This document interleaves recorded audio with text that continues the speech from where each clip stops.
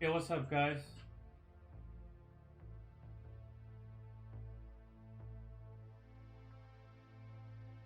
No, Vince, that's not the only one we didn't get to, dog. There were several that we didn't get to. I know you really want me to watch that, bro. I know, I'm trying. But yours is not the only one we didn't get to. Roth, what's going on? Kevin, what's good?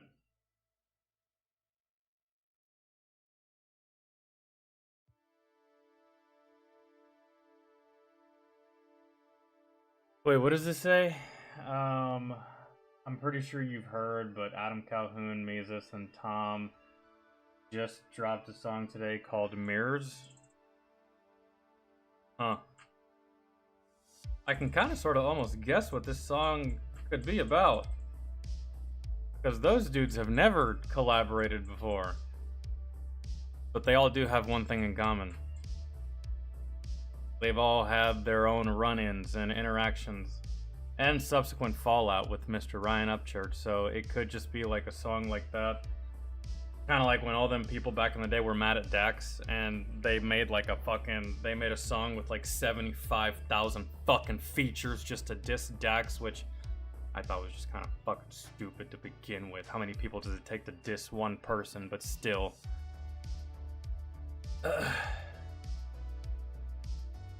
Anyways. What's up, guys? I'm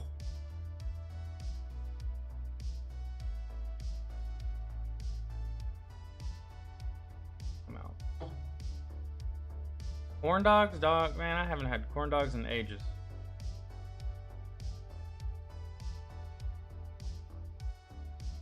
I don't eat corn dogs with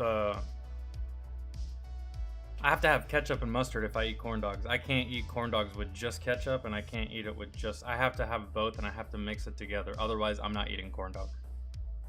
I'm kind of the same way with hot dogs. But I'm the exact opposite with fries. I only use ketchup with french fries. It's odd.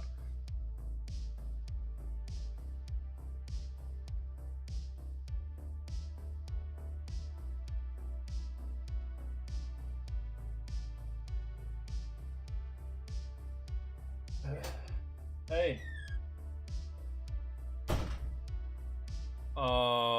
Yeah, Nelly, your mom's gonna leave you. Go. I kind of fucked up the schedule this week, Kevin. So, my bad.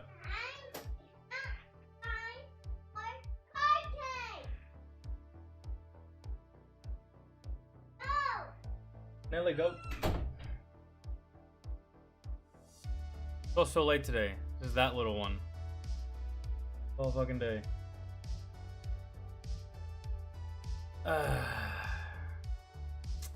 Yo, mostly gaming.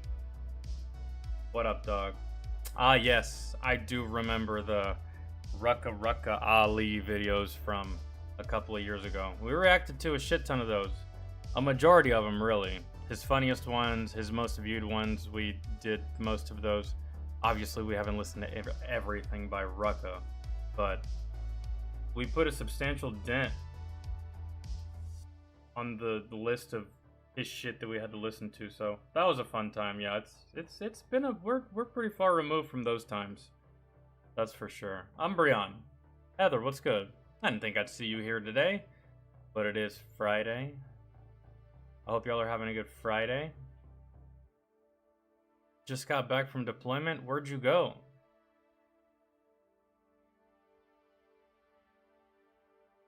Unless your girlfriend asked you to babysit her kids while she works. Some would consider that a deployment because kids. Jesus.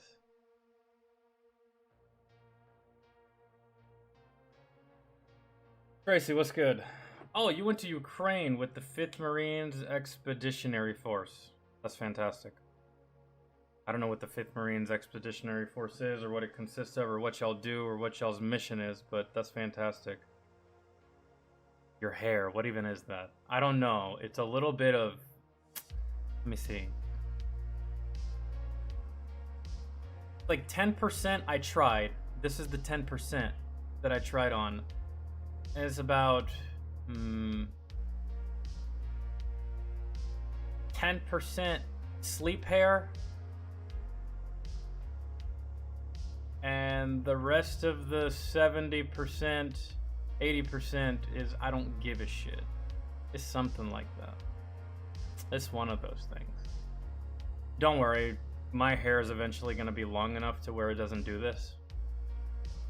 So, yeah, you know what I just realized? Fucking Blippi is still on in the background.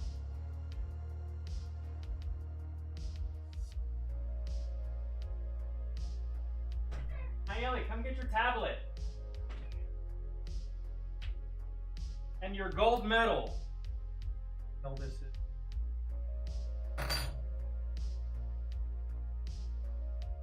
Come get your tablet. No crying. Yes, what? Comparing kids to a deployment? I mean, hey. And here, take your gold medal that you got. Here. Fantastic. Thank you. It's great.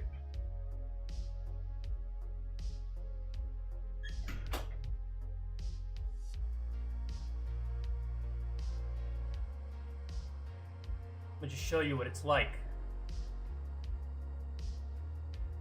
Ace to the cookies.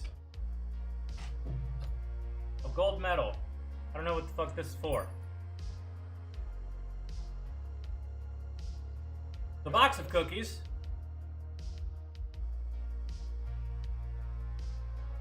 Toys. More toys. Empty Chick-fil-A.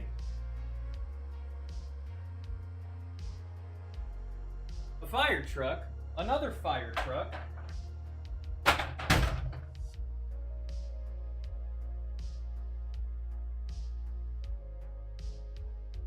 The fucking Coca-Cola bear. Santa. Hair ties. A fucking soccer ball. My room is full of her shit. I'm sick of this shit.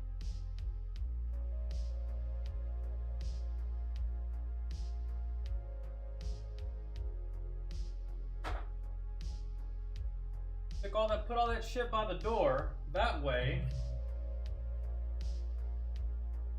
Let's be honest, she's gonna promptly fucking walk by it and ignore it, but that's what it's like. Fucking.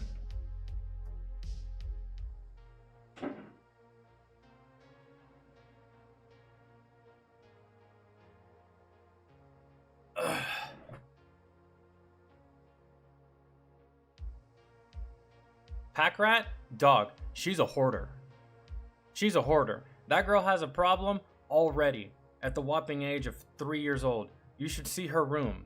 If I even bring up the idea of replacing, getting rid of, or giving one of her toys to a less fortunate or needy kid, she loses her fucking mind.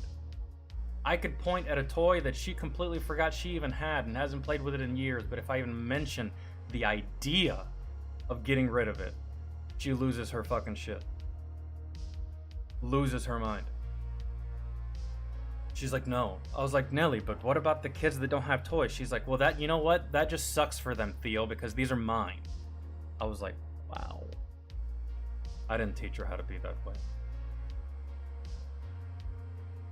But then again, I guess I suppose every kid is that way.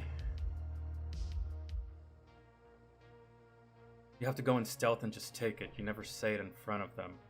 Yeah, I know. And I'm sure that I could go in there and get rid of, like, I want to say roughly about 45% of her toys and she might not even notice.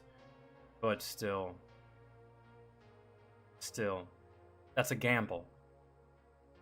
Because what if she does notice? Nobody gets sleep. No, nobody's happy. She's not happy. So. Fucking fun. Great.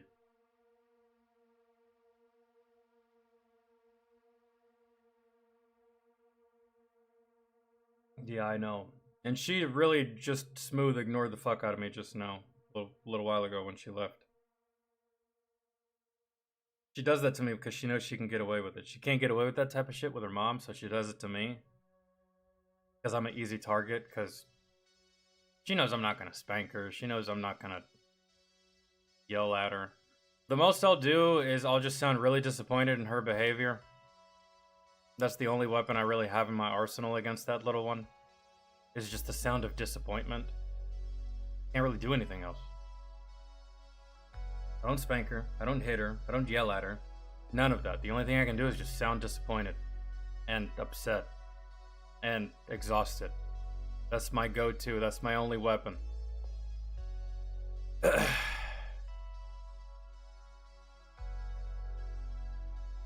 Not gonna see my family for a few months and it sucks. What are you doing?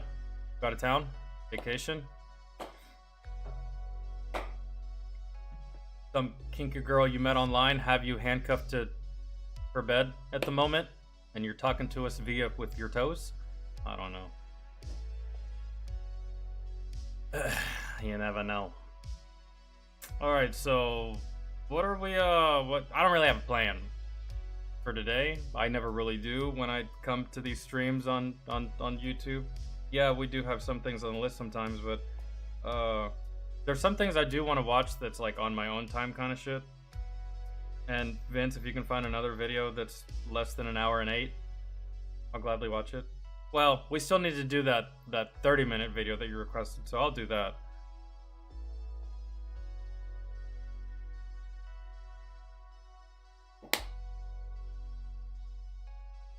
Well, yeah. Tracy, that's where my sister comes in. That's where my sister comes in. Don't worry, the times that I should beat her ass and I don't, her mom gets her. It's not like she's missing out on an ass whipping because I'm not the one delivering it. Oh, no, it's still coming. It's just not coming from me. If that makes any sense. Because she's my niece, but she's not 100% my child, and I don't feel comfortable doing that. And not to mention, she's not that bad. She's not bad enough to get hit, but... when my sister gets a hold of her, when she gets lippy and disrespectful, starts rolling her eyes and smacking her gums and getting that attitude and talking back, whoo! It's pay-per-view up in this bitch.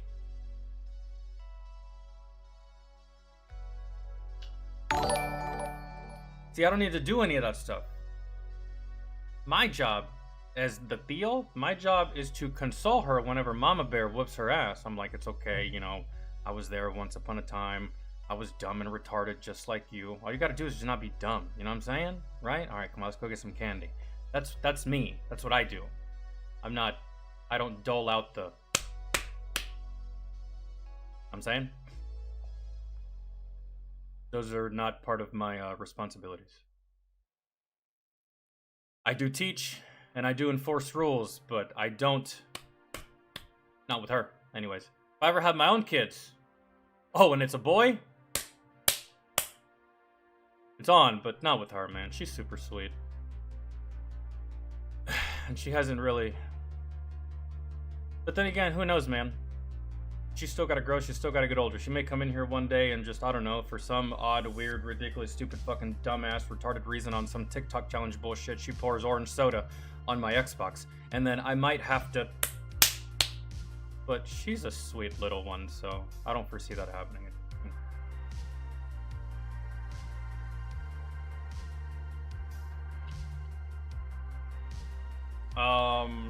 I might as well. You're the second person that's mentioned it.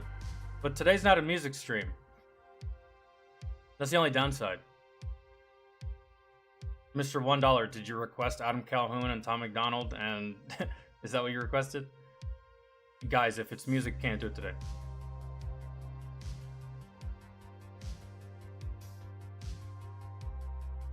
Today's variety. But I suppose maybe we could get away with doing Adam Calhoun's. It's gonna get copyrighted. Anyways, it's just I like doing both.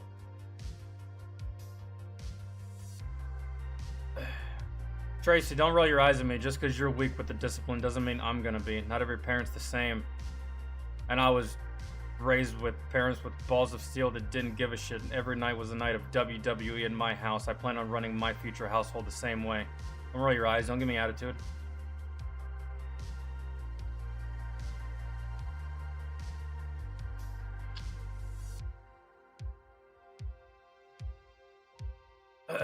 You're part of the generation that sends kids to their corners. I came from the generation that the corners where we got our ass whooped. Nova has a new song out too. Well, didn't y'all just pick the worst day to want to request music?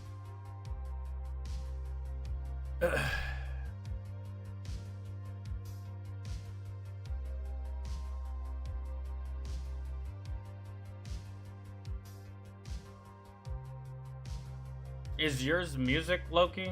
American Brown Guy, what's up?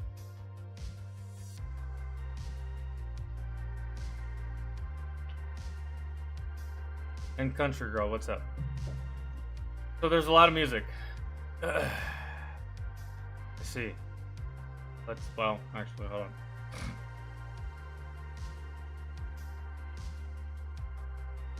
You know what? There's also a lot of... There's a lot of other shit. Donut Operator has a new video.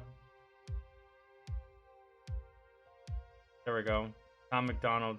This is by Adam Calhoun. Adam, Tom, and Mises.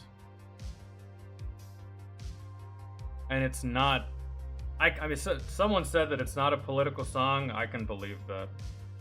I wouldn't want it to be if it was... Because out of these three, Adam raps about more than just politics. Tom does, heavily. And one could say that Mises does as well. Not so much Adam. Adam will do like the political, funny, short videos on like Instagram and stuff like that, but as far as his music...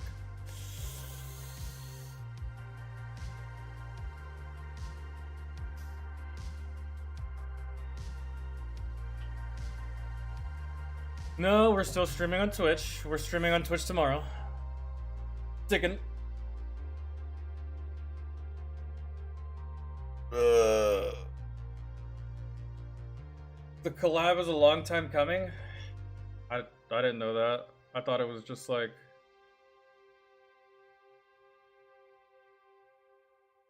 I thought it was just them coming together because they probably didn't...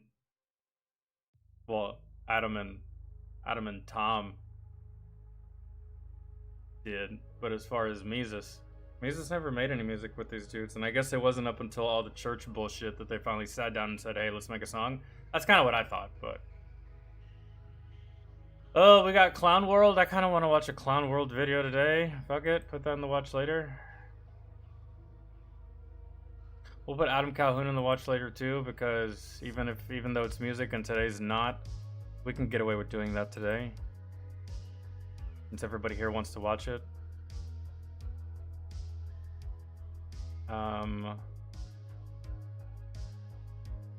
Video by Ava and Preach. Zero men attending speed dating events. Folks aren't happy. Speed dating? That's still a thing? Man, I thought that shit died out ages ago. Speed dating. I've never been. I wouldn't even know where to go. I wouldn't even know where to start. I wouldn't even know where to find these places. So no men are going to speed dating. I wonder why. Or these dudes probably did show up to the speed dating and saw that every girl there is all of the trashy bitches that they were avoiding on Tinder. And they were like, you know what? This is kind of like the same thing. Nah, never mind. Bye. Pass. I'm leaving. Could be. Could be. Unless every dude just collectively decided to go gay at the same time. I believe that the problem lies with the females, no? Right? If zero men are attending speed dating? I mean, what else could it be? Halo's not that fun anymore, so we're not chilling at home playing with our homie on fucking co-op. So, why aren't they going? I think it's because of you. I think it's because of you bitches. Really? That's just an educated guess.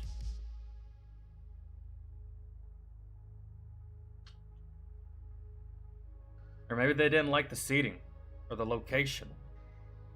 I don't know. But hey, I blame you. Let's see what else we got.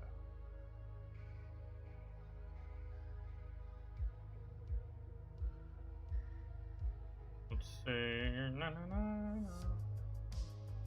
Oh, would you look at that? Nick finally discovered Ren after like 87 years. Oh, it's cold.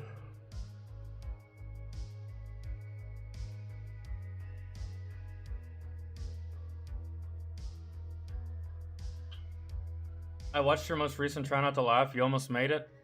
I hate to be the bearer of bad news, Loki, but I didn't. That one was not. Wait, there was one that was actually Try Not to Laugh, but my most recent one wasn't a Try Not to Laugh. I just put Try Not to Laugh in the title for you guys, not for myself. The most recent one, it's not that I lost. I just wasn't even playing.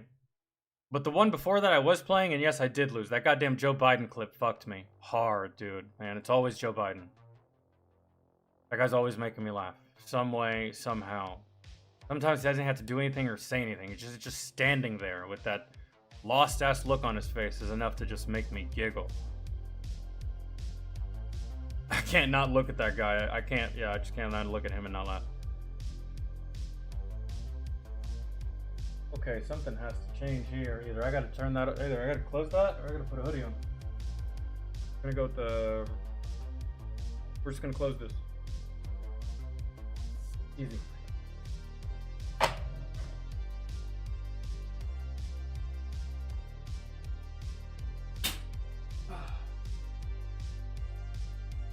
Fucking yikes.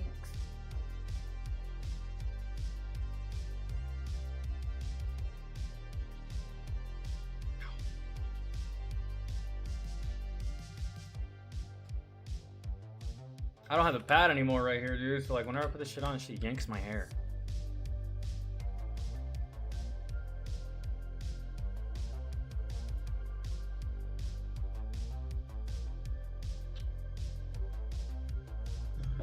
Crazy country boy, what's good, man? How are you? Now, because of that, we are stuck with Kamala. That's not gonna last long, bro. That's not gonna last long. Kamala will finish out the rest of Biden's term, and then that's gonna be it for her.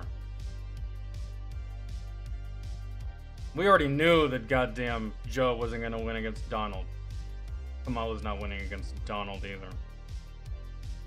And I guess they're still setting up a debate. Aren't they gonna debate? I can't wait till they do.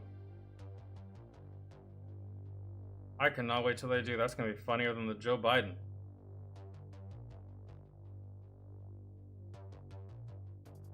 My God, I can't. There's this one part of my glasses that just cannot. Hold on. 10th of September is when they're debating Kamala and Donald. Yeah, I can't wait to see that because I truly believe that Kamala has no idea what the fuck she's talking about, because just like Biden, she has no idea what the fuck she's talking about. She just gets her talking points from the stupid little woke soft fairies in her administration or off Twitter. So like, it's gonna be the same result, except we're actually gonna be able to understand the stupid ass words that comes out of Kamala's mouth. Whereas you can't really understand anything coming out of Biden's. But I feel like the result will still be the same. So, not too much of that.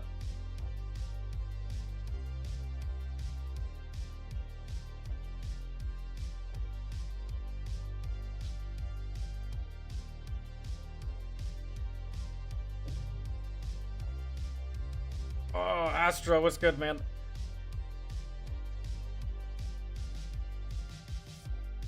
Oh, did you ever end up taking those things off the list that we already reacted to from the last stream that we did, Astro? Yay or nay?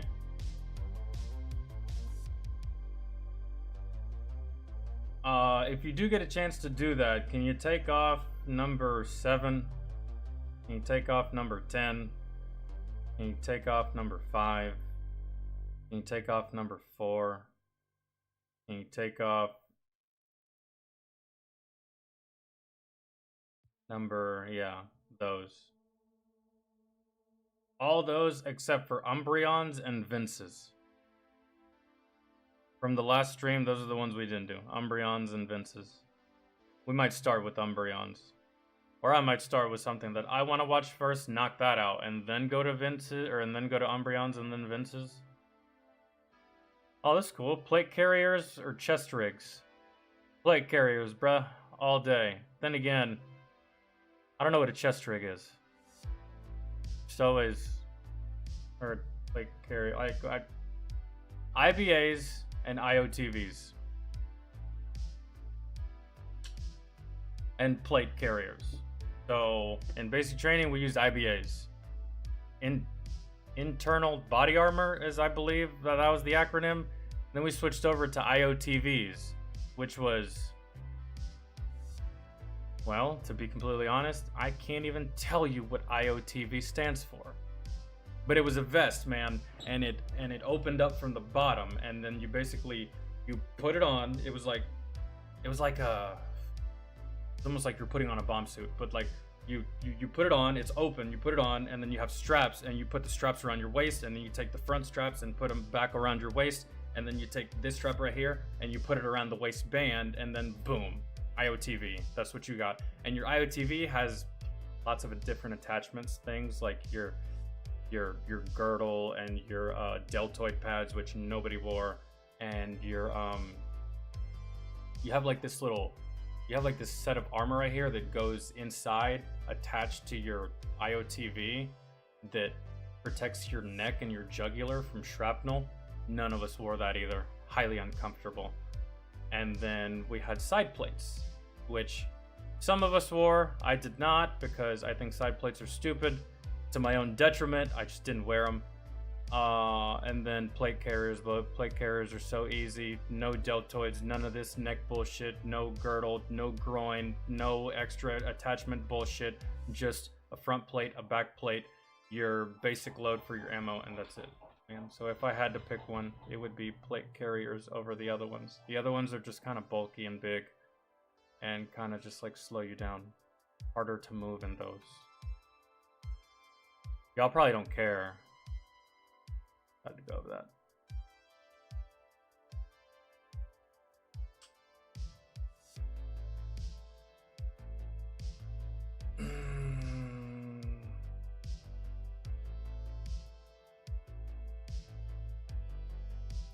Oh, new song by Ren. We're just talking about him. There's that one video I wanted to watch by Code Blue Cam, bro, that like now I can't find. I could just type in Code Blue Cam. Mark Zuckerberg apologizes for Facebook censorship from FBI and Biden.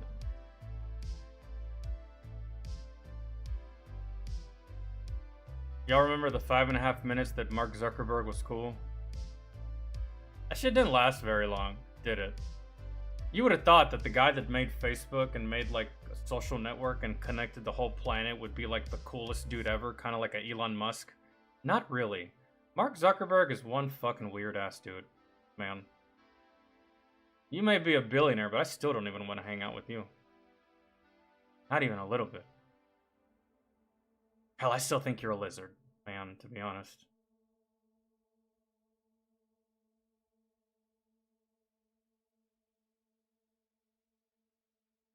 I feel like we did that one.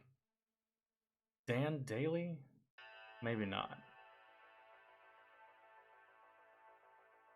Maybe not.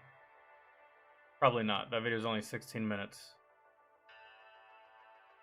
People around here are allergic to watching Fat Electrician videos for 16 minutes.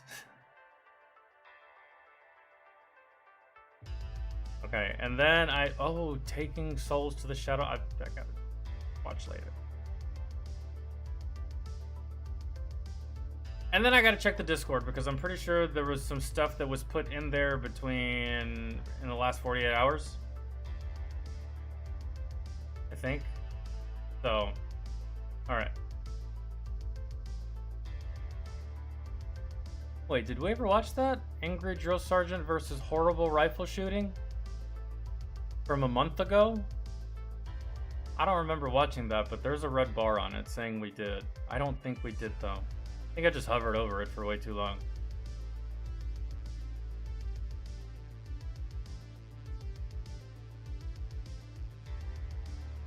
Huh.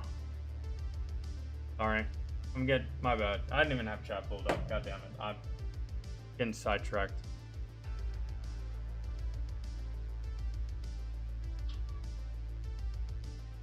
He was cool at one time. He looks creepy. I think it's the beady eyes. Yeah, he was cool at one time, man. I mean, you probably don't remember, but like back when you guys forget Mark Zuckerberg, he founded Facebook, I think when he was either still in college or not that far removed from college. Once Facebook happened, he said, "Fuck you, school. I'm out. I'm done. I don't need you for the rest of time." And I mean, when he first started out, I mean, yeah, it's kind of like a cool dude. Like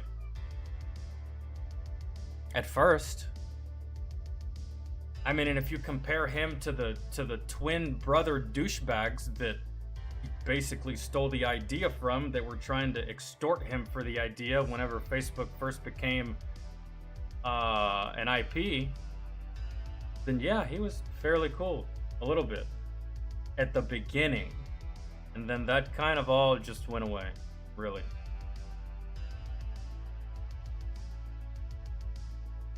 I think I'm the only person left in the world that still uses Facebook. Lies.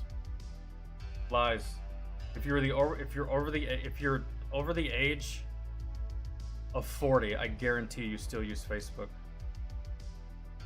That's how I see Facebook now. I see Twitter is for all of the kids, all of the children and the teenagers, right? And then Facebook is for all the parents and the grandpas and the grandmas and the great aunts and the great uncles and the retirement people, you know, the ones that just moved to Florida. That's always how I've seen it. Facebook is just full of old fuckers, and Twitter just has all the youngins. Now I know that there's some young people that still use Facebook, but I'm just talking generally here. From what I see outside looking in, Facebook just has all the geriatrics, and Twitter has all of the little kids. I myself don't use any of it. I don't use Twitter. I don't use Facebook.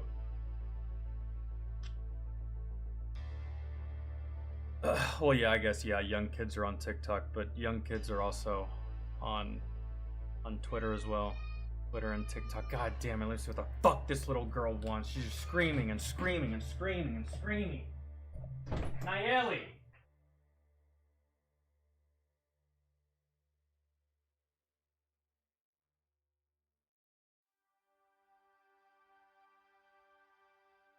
Oh, yes you are. Hyper. No, you're a big girl. You can wipe your own ass. Do it.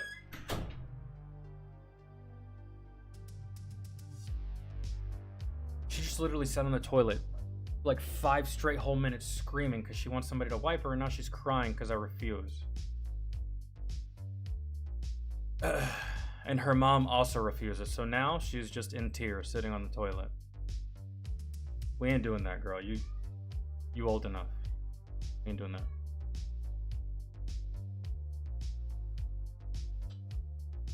I think IG shut down your account. No, Instagram did not shut down my account. I did that.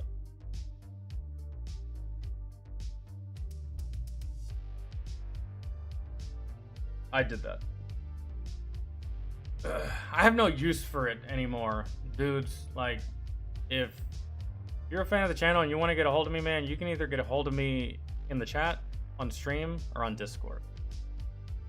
Don't even know why you'd want to use Twitter, Facebook, or any of that extra third-party bullshit anyways, because you can literally reach me in the blink of an eye, at the drop of a hat, on Discord, and I will respond. So, like, I have no need for it anymore. I don't want it anymore. I don't use it anymore. I'm over it. I've been over it. The last remaining thing that I held on to was Instagram. That's because I used it for social media purposes, but now I don't even give a fuck about that, really. So I stopped using Facebook in like my 20s, my young 20s. And by the time I was like 22, 23, I had already deleted Facebook. And then I never fucked with Twitter because they never let me have my way and say what I wanted to say. And it's different now. You can say whatever the fuck you want on Twitter, but I'm just over it at this point. Care, really. All right, we got to start on something, and it's either going to be Clown World or it's going to be the Code Blue Cam Karen video. So it really just depends on what y'all choose first. Because it's this one, the terrifying transition from nice to nightmare. Or we can do some Clown World, which I just put some Clown World in my watch later, and this is what it is. So we can either see this Karen descend into madness against this cop, or we can watch Clown World Insanity.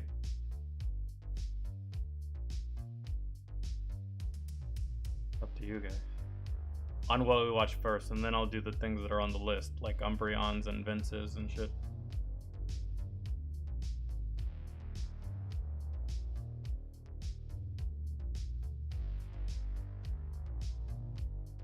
What do you think of RFK and Tulsi joining Donald? Who is... You're gonna have to excuse my ignorant, bro. Tulsi Gabbard and RFK? Who's RFK again? Is that one of the Kennedys? I think that whoever joins...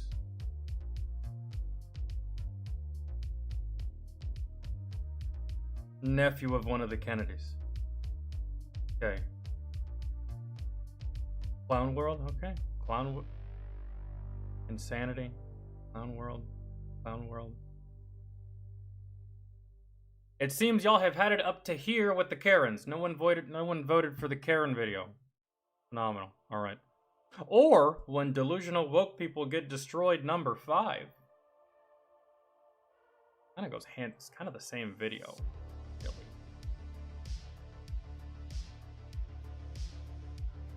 Robert F. Kennedy and Tulsi Gabbard. I think that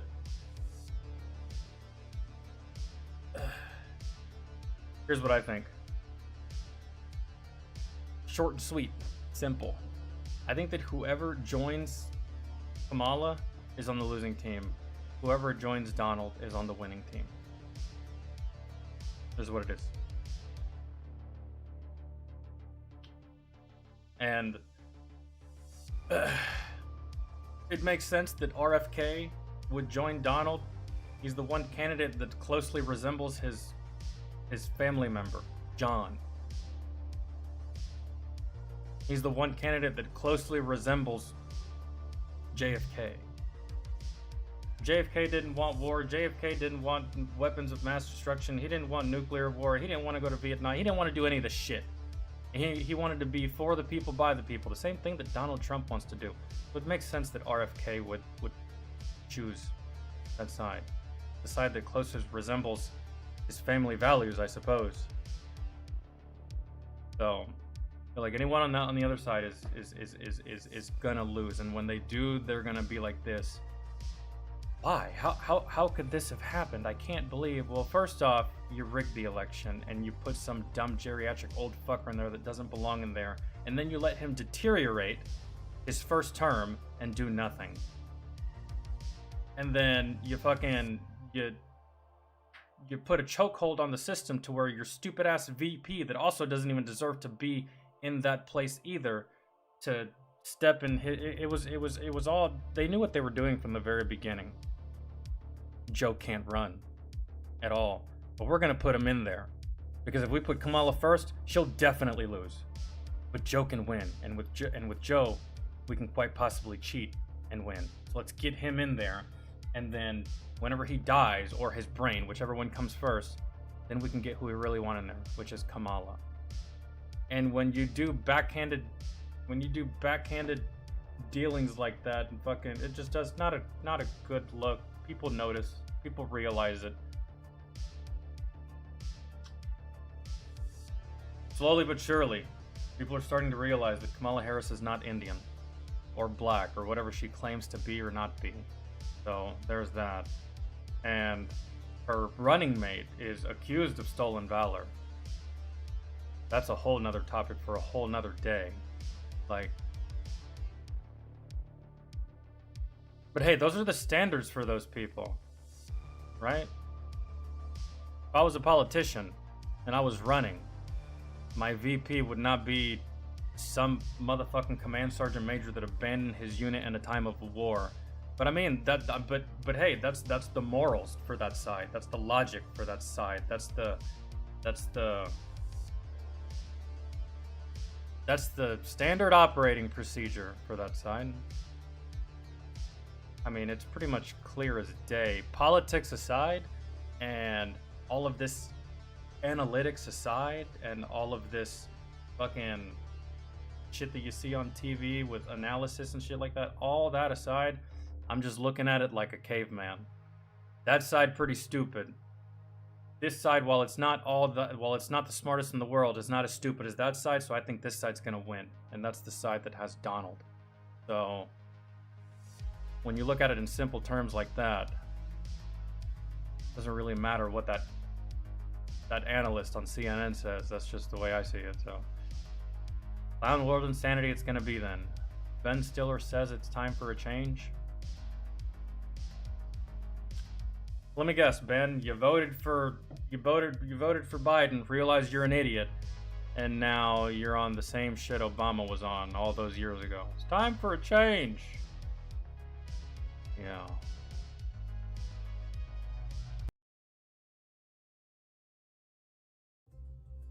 I gotta put my headset on. The only way to fight stigma and shame is to shine light on it. Ask Nope, we gotta do this. Healthcare provider if Biktarvy is right for you, and visit Biktarvy.com to view the important facts, including important warnings.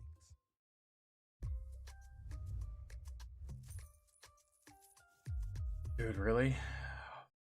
Does anybody else, when it comes to pronouns, really feel like I honestly, I don't know. It doesn't really compute.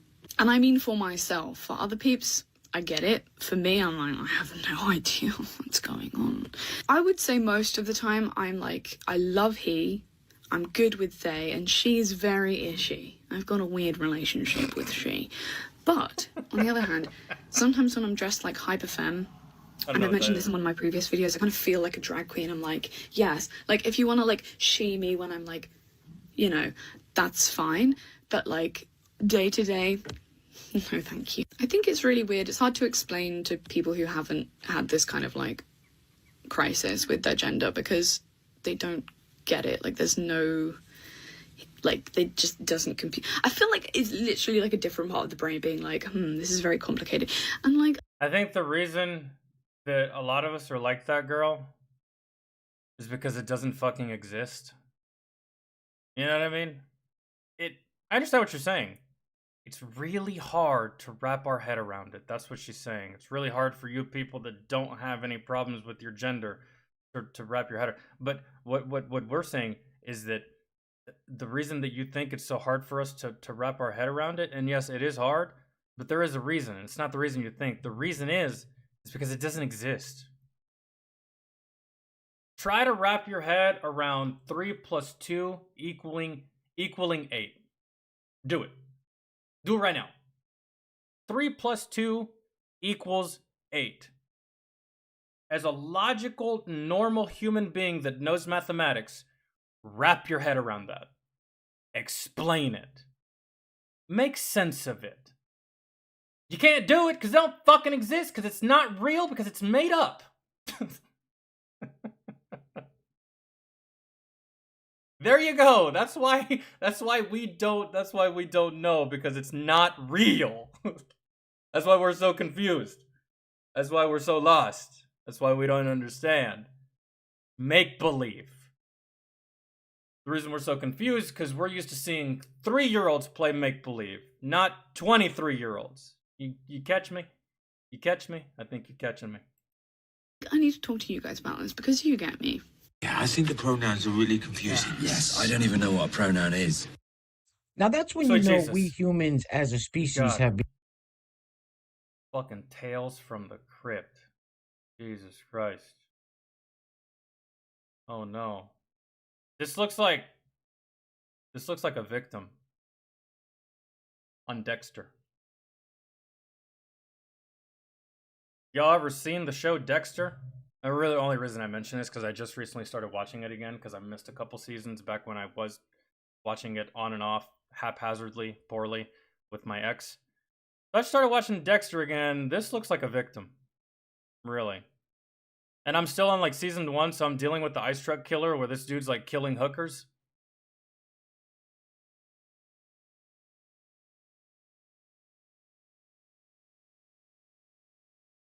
Become far too comfortable with life on Earth when we start creating our own problems because of pronouns. Legendary Fishing, yes, I'm alive. I've been alive, man. I've actually been alive on Twitch. We're here on YouTube sometimes. I upload regularly, but as far as streaming, we're here sometimes, mainly on Twitch though. I never once in my entire life have thought Dexter's a fantastic show. If y'all haven't seen it. about my pronouns. And it's literally I gotta get causing off that young this. lady we just heard from in the first clip. I gotta get off that. It's. Okay, that's not creepy. All right, let's keep it moving with famous Hollywood actor and establishment shield Ben Stiller being asked by a reporter at the airport why he supports Carmelo Harris and Tim Walz. Now remember, not too long ago, Ben was over in the Ukraine filleting Ukraine President Volodymyr Zelensky, so we know where his allegiances lie. And what's interesting about this clip is Ben says it's time for a change. Doesn't he realize that Carmelo Harris is part of the administration that's been in the White House for the past 4 years? Roll it. Good. Do you mind answering just a quick question why you came and what you like about Harris' platform? Just very excited about moving forward and all the energy and excitement that's around this movement right now. So that's why I'm here, because it's time for change and it seems like it's happening. You think she'll be able to sustain the momentum post-convention? For sure. You think the race is going to be close? It's going to be close, but everybody's motivated to work and make it happen. So, and she and Tim Walz are just incredible candidates. But like he said, it's the same administration, right? Right? So you do realize that this whole entire time that Joe Biden has been speaking, and all of you faithful Biden voters have been like, what? What'd he say? You know what he's talking about? Right? You know how that's been happening this whole time? Well, now you're going to get to hear Kamala speak. And Kamala's not going to say anything different than what Joe Biden has been saying, except now you'll be able to understand what's actually happening within the administration. And I guarantee, once Kamala starts speaking, y'all are going to be like, was that what Joe was trying to say? Nah. We don't like that. Is that what Joe's been trying to say this whole time, the past 4 years? That's what he was saying? God damn it, I wish we would have understood him. We would have said no at the very beginning. No, thank you. We'll see. Thank you, Ben. Okay, man. See you. What the hell did you just say? That's why I'm here, because Oh, wait, you're DB? You changed your name. Yeah, so your name is D... I didn't even know. You should lead with that next time, man. What's up, dog? Yeah, I still got your number. I haven't hit you up, man, because I haven't really been playing Farlight. I know that you were probably doing your thing still playing. I've been playing Warframe, but I figured if I ever hopped on another game that I knew that you would like, I'd hit you up, we'd play. The only game I'm really eyeballing here in the future, man, is like Monster Hunter, really. I can't get back on Farlight. Speaking of, is it still there? Does it still exist? Is it still up? Is it still functional? I can't imagine. Oh, I can't even imagine.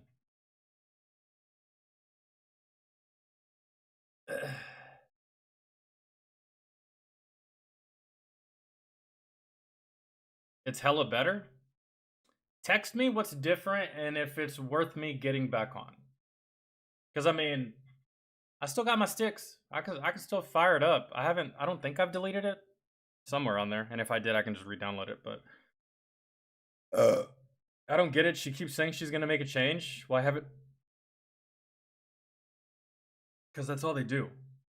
Well, it's what most politicians do. But the Democrats are the most guilty of this. We're gonna do this. We're gonna do this. We're gonna do this. And then 4 years goes by. They don't do a goddamn thing. You forgot what they done promised you, and then they run for re-election, and you vote for them again. When they didn't even do the things that you voted for them to do the first time. But because you're probably stupid, you're just like, maybe he didn't have enough time, or he's dealing with a lot right now. So let's see what he does with a second term. Man, no. How long do you need?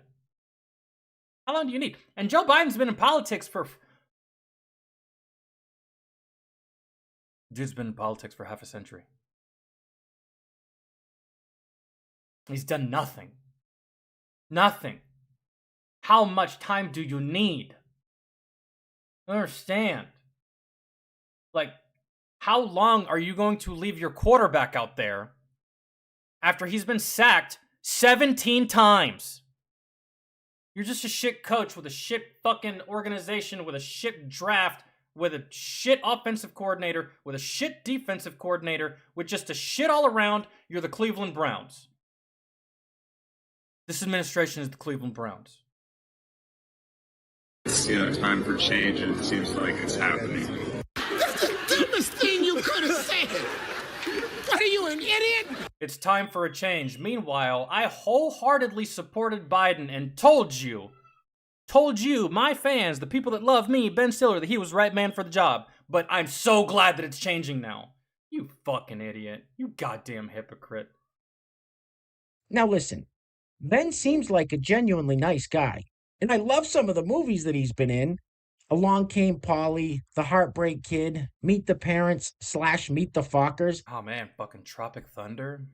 So many good films, but that's the thing. You have to compartmentalize when it comes to these people. Just because you revere their work, and just because one of their films might have gotten you through depression, or just because one of their projects might have gotten you through a breakup, or through a divorce, or through hard times in your life, because you know how like people attach to movies just like people attach to music and stuff like that. Don't be fooled by that, man. Just because you like them doesn't mean you have to think like them, or vote like them, or choose what they choose, or live how they live. But we have too many dumbass people in this country that it's just like, Ben Stiller's jumping off a bridge? Well, god damn it, you don't have to sell me. Where's the nearest jump site?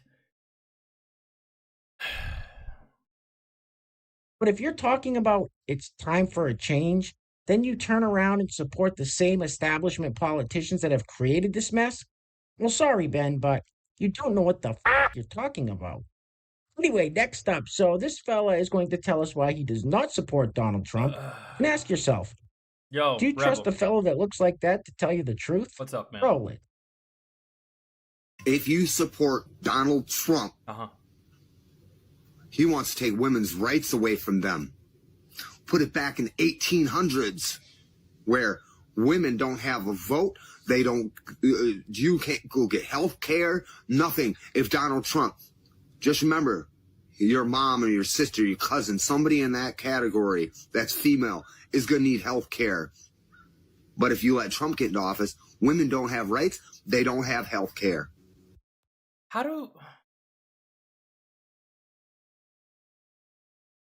So, out of show of hands, how many of you ladies were not allowed to vote in the 2016 presidential election? Huh? And from 2016 to 2020, how many of you ladies went without health care? How many of you ladies went to the hospital, went to go see the OBGYN, went to for a pap smear? How many of you ladies went to the doctor and the doctor said, "Fuck you, bitch. The Don is in office. Get the fuck out of here. Nah, this ain't for you." Raise of hands. Any ladies? Any ladies at all? Was that your experience at the hospital between the years of 2016 and 2020?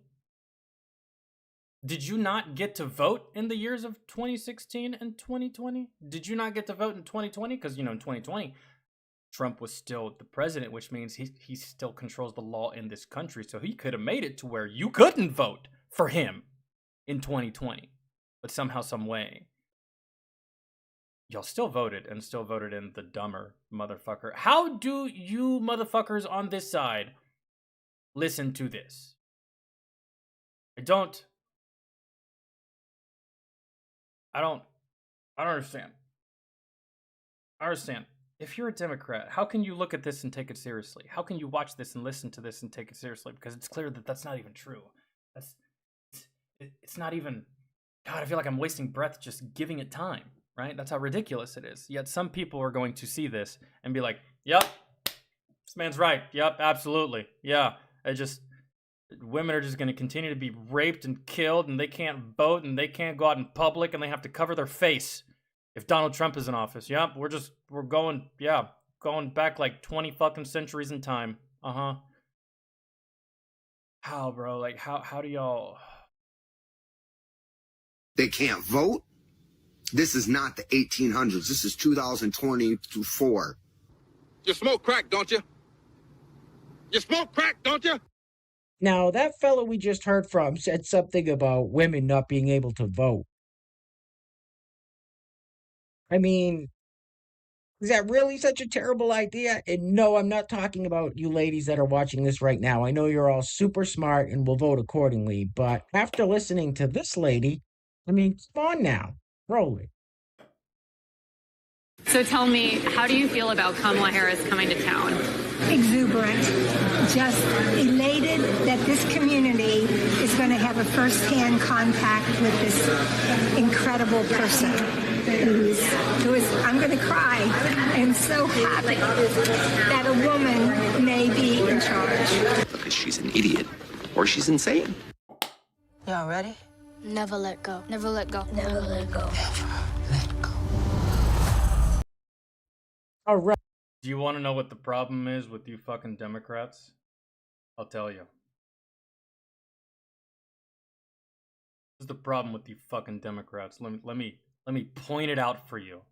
Let me point it out for you. This is the problem with you motherfuckers. I'm going to cry. I'm so happy that a woman may be in charge. So happy, and I'm gonna cry, and I'm so proud that a woman may be in charge, whereas all of us, we just want the right person for the job. You would rather have a complete fucking buffoon in there as long as she's female. We just want the right person. Y'all want someone that checks off all the goddamn boxes that you've set up for yourself because you like to paint yourself into a fucking corner, is what y'all like to do. You have to check off boxes before you make a decision. No, us, we just want the right person. Y'all want someone y'all created. Man, really. Y'all want like a Frankenstein in that goddamn Oval Office. We want the right person. Y'all want a specific person. You see the difference? Like... Because she's an idiot or she's insane. All right, next up we have one of those Stitch TikToks that starts out with this young lady saying, "Have you wondered why all conservative women look the same?" Then this young fella's going to chime in and say, "Well, we could say the same thing about all you..." Have you wondered why all conservative women look the same? You know what? I have never wondered why all conservative women look the same, and I feel like you're about to try to tell a joke, but I'm gonna beat you to it. At least conservative women are women! Blow it out your ass. I don't know what the fuck is going on y'all's side. Y'all don't even know what a woman is. So... Blue-haired shit libs, men and women. Roll it.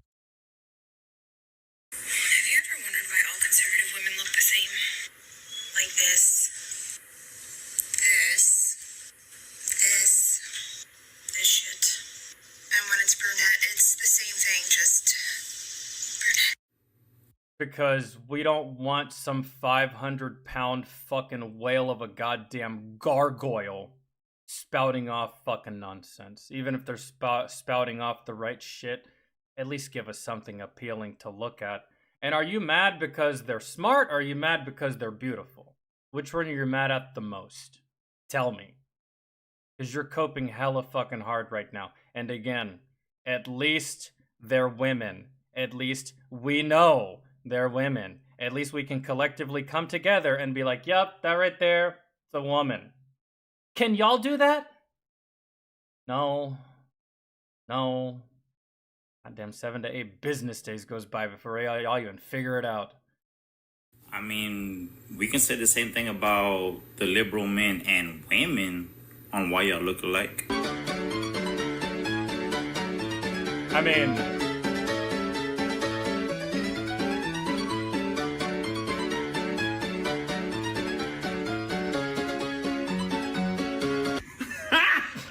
got him!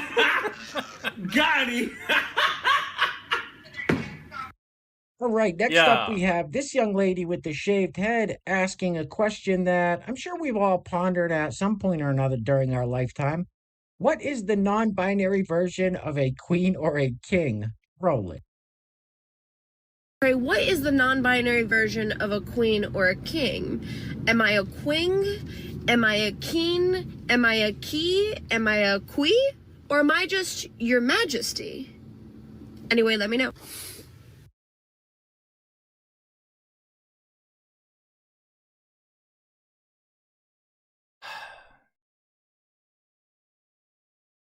You want to know? Do you really want to know? I don't think you want to know. I don't think you want to know, man. You asked a question, stated your case, and then after you said, I would like to know. And I'm here to tell you, I don't think you do. Don't think you do. But hey, you did ask. So let me go ahead and give you the answer. Are you ready? Are you ready? Here's the answer. Nobody fucking cares.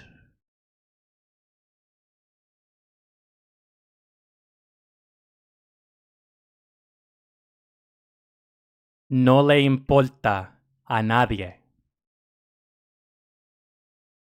You stupid fucking puta. No le importa a nadie. Cállate la fucking boca. That's the answer. Short version. You're welcome. You're welcome. Or am I just your majesty? Anyway, let me know. I don't know what any of that means, but it sounds fucking retarded. So in yesterday's video, I showed a clip of a young lady saying that she didn't care if cis women were offended that she used the term chest feeding instead of breastfeeding. Well, here we go again. The comment says, what is chest feeding? Roll it. Why do I use the terms chest feeding and nursing every time I talk about breastfeeding information? Great question. Because I'm using accurate terminology. Not everyone who feeds their baby from their body identifies with the word breast. So we're including our transmasculine parents. So it's clear that you're not a doctor, is what you're saying. You could have just said that. You could have just said, hi guys, my name's Stacy. I'm not a doctor, and I also have no clue what the fuck I'm talking about. Like, ever, at all, for any reason. So, it would be in your best interest, and it would behoove of you to not listen to anything that I fucking say. You know, you could have just said that, and all would have been well in the world. But instead, you decided to go full retard. Very interesting choice. Very interesting plan of attack that you have chosen for yourself here. Parents, non-binary parents, parents with all different gender identities. I'm a pediatric speech-language pathologist and certified lactation counselor, and one of the first questions... Really? Wow. That's crazy. College is worthless.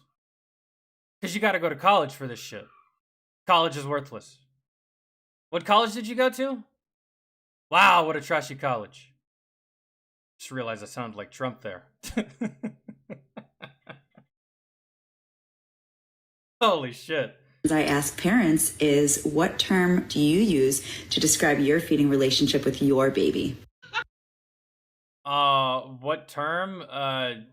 She takes her tits out and shoves it in the kid's mouth, and the kid sucks on him until he's full. That's what we say. That's how we describe it. That's it. Tits, fun bags, bahungas, Bahama mamas, whatever you want to say, bro, that's it. Something that is specifically for women. And there is no debate here. You want to go debate someone else. You're not changing my mind. It's stupid. It always will be stupid. For the rest of time, nothing you say or do, no matter how much you cry, will make it any less stupid than what it is right now. Because we live in a world full of stupid. That's the most ridiculous thing I ever heard. Hey guys, real quick, we don't have any sponsors for today's video. However, I want to give a huge shout out to today's honorable mentions, Pastor Bob Rogers and Jess M from Canada, for each leaving a super thanks on yesterday's video. So Pastor Bob and Jess, thank you guys so much. I really appreciate the support. Now, if you'd like to sponsor the next video and help support the channel, there is a PayPal link in the description box below, and I will say your full name as the sponsor of said video unless stated otherwise by you.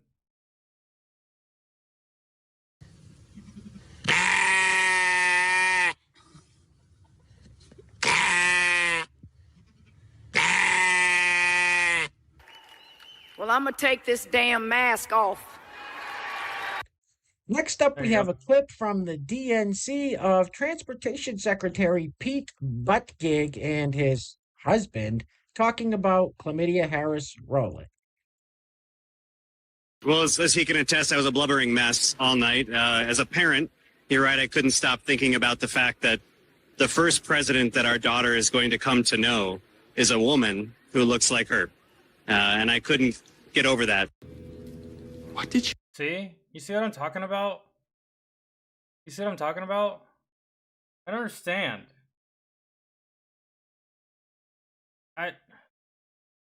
Y'all's logic is so fucking weird.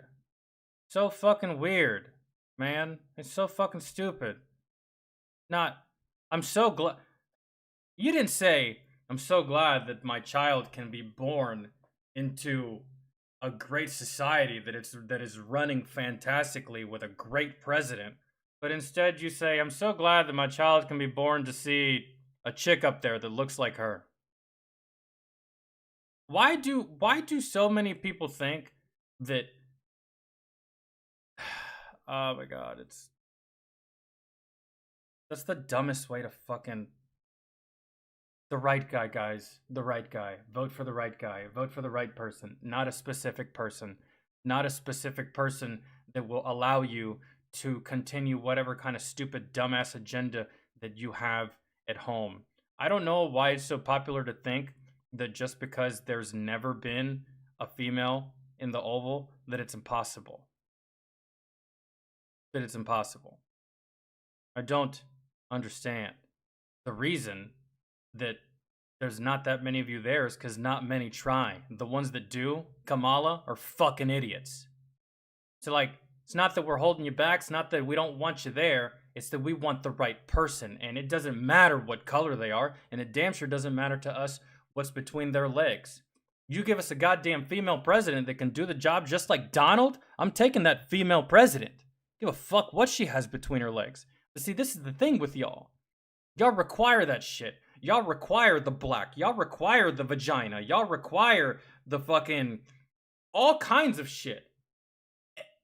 And what y'all prioritize last is the presidency, the job, the willingness, the capability, the effectiveness. Y'all prioritize that last. You go with the color, the gender, where they come from, who their parents were, all this stuff. And what you prioritize last is if they can actually do it. Which is the most ass-backwards, dumb, retarded fucking way of looking at this. You say? Well, as he can attest, I was a blubbering mess all night. You're a bitch. A whole bitch, man. Not even a little bit, not a pint, not a quart. You're the whole gallon, my friend. All right, next up we have a clip of the Queen herself, Carmelo Harris, taking after her current boss, former Vice President Joe Biden. Now, there are a lot of rumors swirling out there that she's been hitting the sauce pretty hard lately, and well, this clip doesn't really help quell those rumors. Roll it. To be fair, I feel like everyone in this line of work is either alcoholic or smokes more weed than I do. They just never get in trouble for it and they just never get caught. But, I mean, I talk a lot of shit, but this job right here, politics, it's like, I couldn't do this job sober.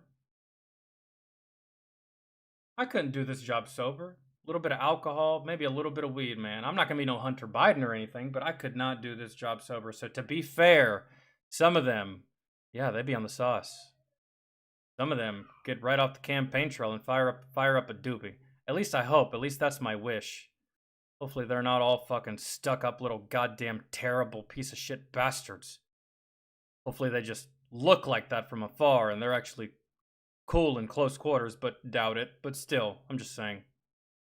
Even called for termination of the United States Supreme, the supreme land of our nation, the United States Constitution. I don't know what the you're talking about. Nobody does.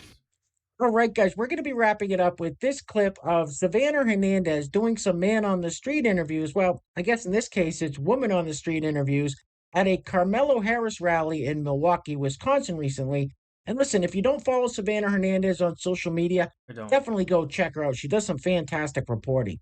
And also, this clip is kind of long. It's almost 3.5 minutes long. And I was going to try to shorten it up, but it's just too good to cut anything out. Anyway, things are clearly getting very crazy out there, guys. So please take care of yourselves. Take care of each other. Till next time. Love you guys. Peace. Roll it. What do you think was Kamala Harris's most memorable moment as VP? Ooh, I was gonna say all of the memes and the internet. Yeah.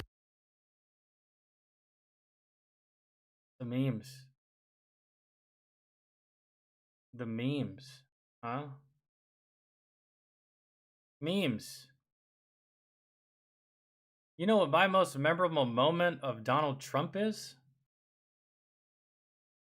When he's doing an interview and the interviewer says, you know, so I was told that you told the leader that you knew where he lived. And Donald said, well, actually, I sent him his coordinates and a picture of where he lived. Yes, correct. That's one of my favorite memories of Donald Trump. Like, hey, motherfucker, I know where you live. Exactly, actually. I got drones, I got jets, I got SEALs. Please fuck with me. Please, please fuck with me. I dare you. That's one of my favorite moments of Donald Trump. And these two little bitches. The memes. Hee hee hee hee hee. You see the difference between sides? Do you see the difference? I do. I was like, just her dancing all around. I'm just like, yes. I mean, when she was with, I think she was like making curry. Who was she with? I know what you're talking about. Mindy Kaling. You know what this is? You know what this is? You know what this is? You know what this reminds me of? This is what this reminds me of. This is what this reminds me of. All right, gents. I know that typically it's just been us dudes around here, all right? But we're changing things up, all right? This quarter, starting now, be hiring females for the job, okay? Starting off with this one right here. Oh, I see we have a question. Yeah, you said we're hiring females, and you said we're starting with that one? Correct. This one right here. Can she carry 80 pounds? 90? 100? Doesn't matter. Female. Can she actually put out the fire like John put out that fire last week? And can she carry John down 5 flights of stairs like Jonathan did 2 weeks ago? Look, guys, she's a female and she's black. I got another question. Yo, can she carry those big ass hoses, and can she break down a door with either her body weight or an axe? Guys, listen. She's a female, she's black, and she's lesbian, okay? We're fucking taking her, so get over it. But she doesn't seem like she knows what she's doing. What did I say? Black, lesbian, female. Okay? It's the new direction we're going in, guys. If you don't like it, you can quit.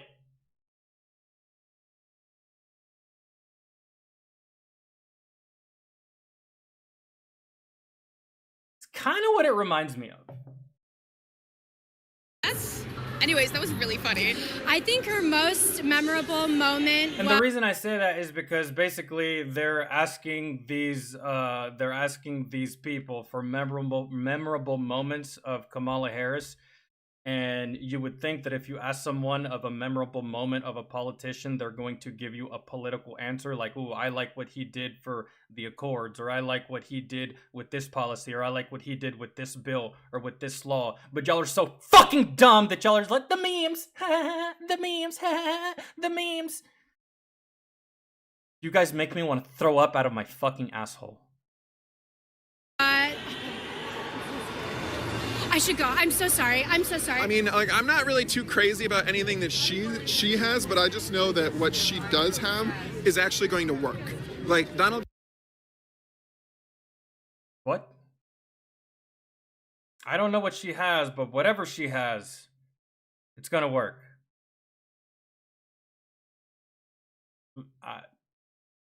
That doesn't make any sense, man. Trump, his campaign has been predicated along the idea that he is going to reduce taxes, reduce inflation, and reduce like regulation. And all of those things go against like my ideas as to what makes successful economic policy. In reality... So inflation. So you believe that inflation is the key to success, not the opposite of inflation.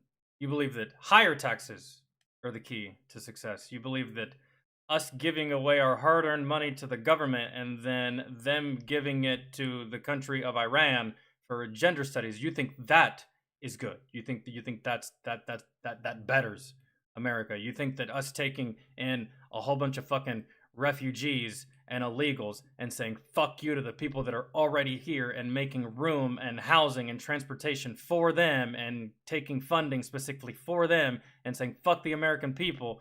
You think that's the step in the right, that's better? Okay. All right. I'm just making sure. I just want to know where you stand, and that's where you stand. Okay, I got it. Cool. Right. Nice. So, you're retarded.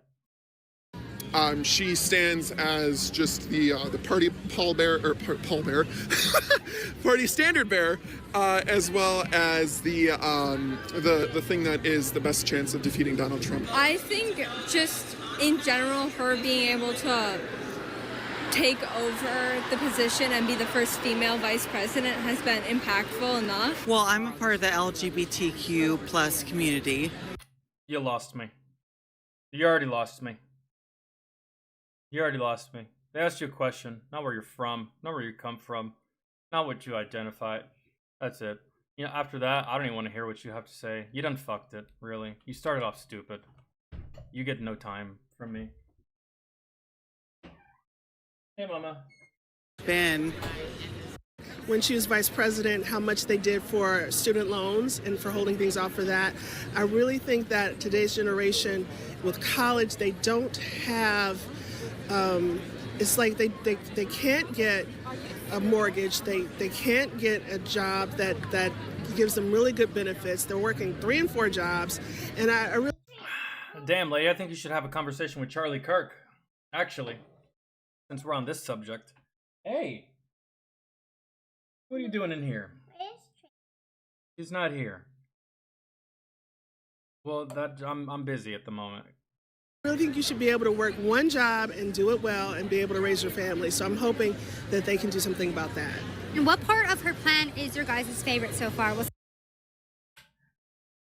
And I really think you should be able to work one job and do it well and be able to raise your family. So I'm Good luck under this administration working one job and living well and raising a family.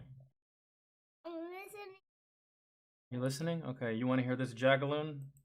hoping She's not saying that they anything can do smart. something You're about not gonna that. learn anything. And what part of her plan is your guys' And you especially won't learn anything from them.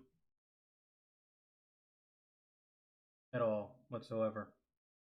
You know, it would be in your best interest to stay away from girls like this. They rot your brain. And they turn you stupid. I'm not kidding. It's contagious. It's contagious. You missed COVID. But that's actually, that's nonsense. The real epidemic here, moronicism. And I gotta make sure that you're good. I gotta make sure you're on the right team. Whoa, wait. What do you see? What is that? That's the chat. Oh, hey, Don, thank you so much for the 5. They clearly don't know that the vice president's job is to do nothing but to be the breaking vote in the Senate, and Harris can't do that. I could see Harris getting vetoed for a lot of stuff. Okay, I'm busy, and I gotta do some work, so... Don, thank you so much for the 5. And yes, like, president is powerful, but at the end of the day, the president can only do so much. You know what I mean? So, like, a lot of people think that the president can just, like, boom, make a law, it's done, over, right? No, man. He writes up that law, that shit's gotta go to the floor. That shit's gotta go to the House of Representatives, gotta go to the Senate. It needs approval, it needs to be heard, it needs to be read out loud, all that stuff. And that takes time, right? And at the end of the day, you could put a whole bunch of work into a bill, and then they end up vetoing it. And you're the president, right? So yes, you are powerful, but at the same time, you're only as powerful as you're allowed to be as the president. And some people think that the president really has this kind of like overarching, all-seeing, all-knowing power or whatever. No, it's not like that. There's protocols, man. Because otherwise, one of these motherfuckers would have gone rogue already. That's why we have these things in place. I don't know what you're talking about either. Get out of here. Alexander, what up? Favorite so far? We'll start with you. Ooh, can I pass? Nothing that's like a favorite? I just like that she's very, like, she speaks to younger people, and I really appreciate that. What about, like, America or policy-wise? I think you know more about this, Issa. I am a poli-sci major, I should know this. Well, everybody, I feel like a lot of Republican propaganda is talking about how she's the border czar, when that's actually not an accurate depiction about... It's not. The actual border czar was her homeboy, Obama. Actually, did you ladies know that? Did you ladies know that Obama actually deported more people than Donald Trump? Did you know that, or did you not want to know that? Or now that you do know that, you still don't believe me because you're stupid? I don't know, man. Pick one. Her job was to look at countries and see why there is a problem there. I mean, I don't think she did as much as she could have, but also, I mean, it's a busy job and you can't touch everything. What is your response to people who say, well, she's been in office for the past 4 years and she hasn't done anything? What's your response to that? I think that's an unfair. I think that she has shown strong support for unions. I think that a lot of the criticisms of things like the border are completely overblown, right? Like, there are always people who are moving towards a better life, right? So I think that that's a really unfair criticism. I think that the economic, I just think that, like, that's not a fair criticism, right? Then, you know, just because a criticism isn't fair doesn't make it not true. At all. Like, it's just not. You would have to ignore the fact that this recovery has been really significant. Just look at the stock market. But there's a lot of dumb motherfuckers out there. Yeah, There's a lot I of know. dumb motherfuckers out there. And you ain't black. With FanDuel, a 3-week free trial of NFL Sunday Ticket from YouTube TV means more hunches. Fucking retard. Buffalo. New customer. And I look. Can't. But hey, that's how it's always gonna be. The media did call her the border czar. It's actually Obama, man. I don't know compared to all the other presidents, but I know that compared to Trump, he deported more people. Man. And he bombed way more countries. And he used drone strikes on way more countries. He used more drone strikes than I think the previous 3 presidents. Well, at least more than Bush, I feel. Maybe. But, I don't know, man. It's just so funny. I see these videos, and it's just like, people giving, I saw this one video. And it was this one dude giving statistical information about both Donald Trump and Obama. And all of the common misconceptions about Trump and all of the dumb brain dead information that people spout about him all the time. It's funny. Obama's actually guilty of a lot, if not all of that shit that they say about Trump. But somehow, for some reason, Obama's the golden boy, bro. I don't know why or how. But that's all it is. Man, that's all it is. Obama is just as guilty, if not guilty of more, than Trump in office. But that's the thing about Obama. That's the thing about presidents.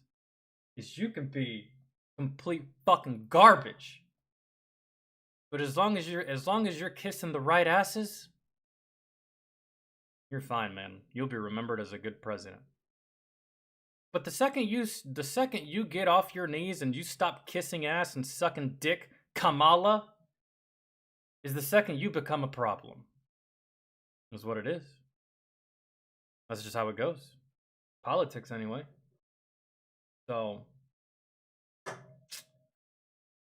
it's not my world, man. I'm just an outsider looking in. It's just, good God.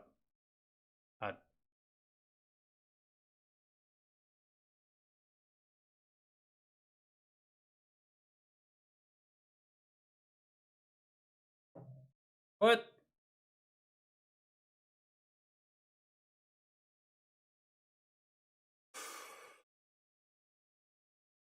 Kamala should have it easy.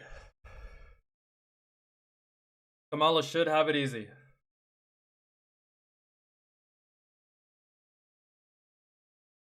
Comparatively, you know what president had it the hardest? Comparatively. My opinion. And I may be wrong, but the only reason I'm not going to mention the other one is I wasn't alive during those times. But I think comparatively, the president that has had it the absolute hardest, Bush. George Bush. George Bush started his presidency, and guess what happened? 9/11.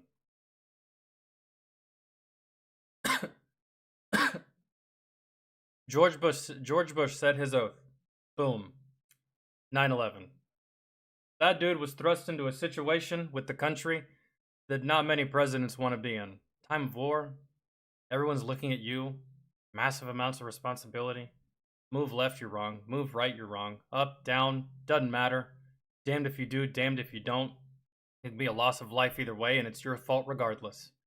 Whether there was nothing you could do about it, right? That's a shit time. Right, so Kamala really has her work cut out for her. What's going on at the moment? A whole lot of goddamn nothing, really. That's what's going on. We're barely in Iraq anymore, if at all. We're not in Afghanistan. The only thing she's going to focus on really is Russia, Ukraine, and what to do with that. So, I mean, Don said he could get it done in a day. I say we let him try. as like an ambassador to the United States. I say just let him try. And if he can't, then whatever. We'll just go back to how it was happening with Kamala's bitch ass and Joe. But at least let him try. What's the worst that can happen? He actually does it. Y'all look fucking stupid and feel stupid. That'd just be great. But not so much for y'all. I don't know. It's all stupid, folks. It's bad for you. Unfortunately. Okay, so y'all chose... That's what y'all chose to watch as the first one.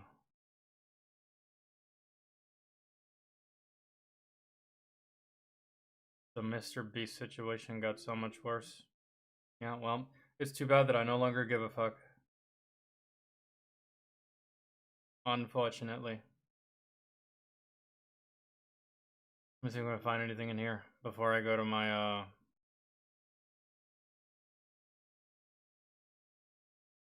before I go to my goddamn Discord list.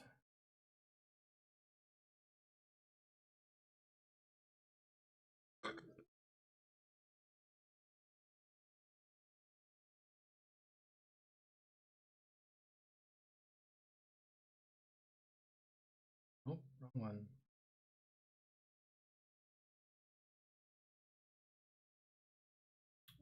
Cool. Okay. We're gonna do yours, Vince. And then after this one, can we please cut the videos down a little bit as far as time?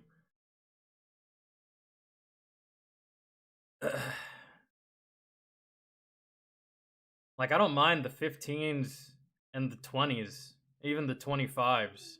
It's just the 40s and the 50s that get me, man.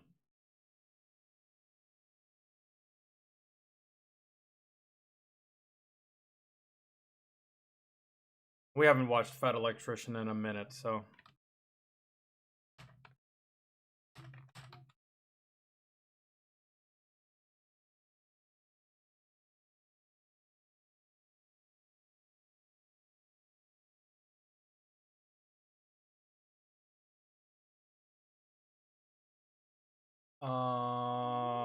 I feel, for some reason, I feel like we've seen this. Or maybe not. Alright.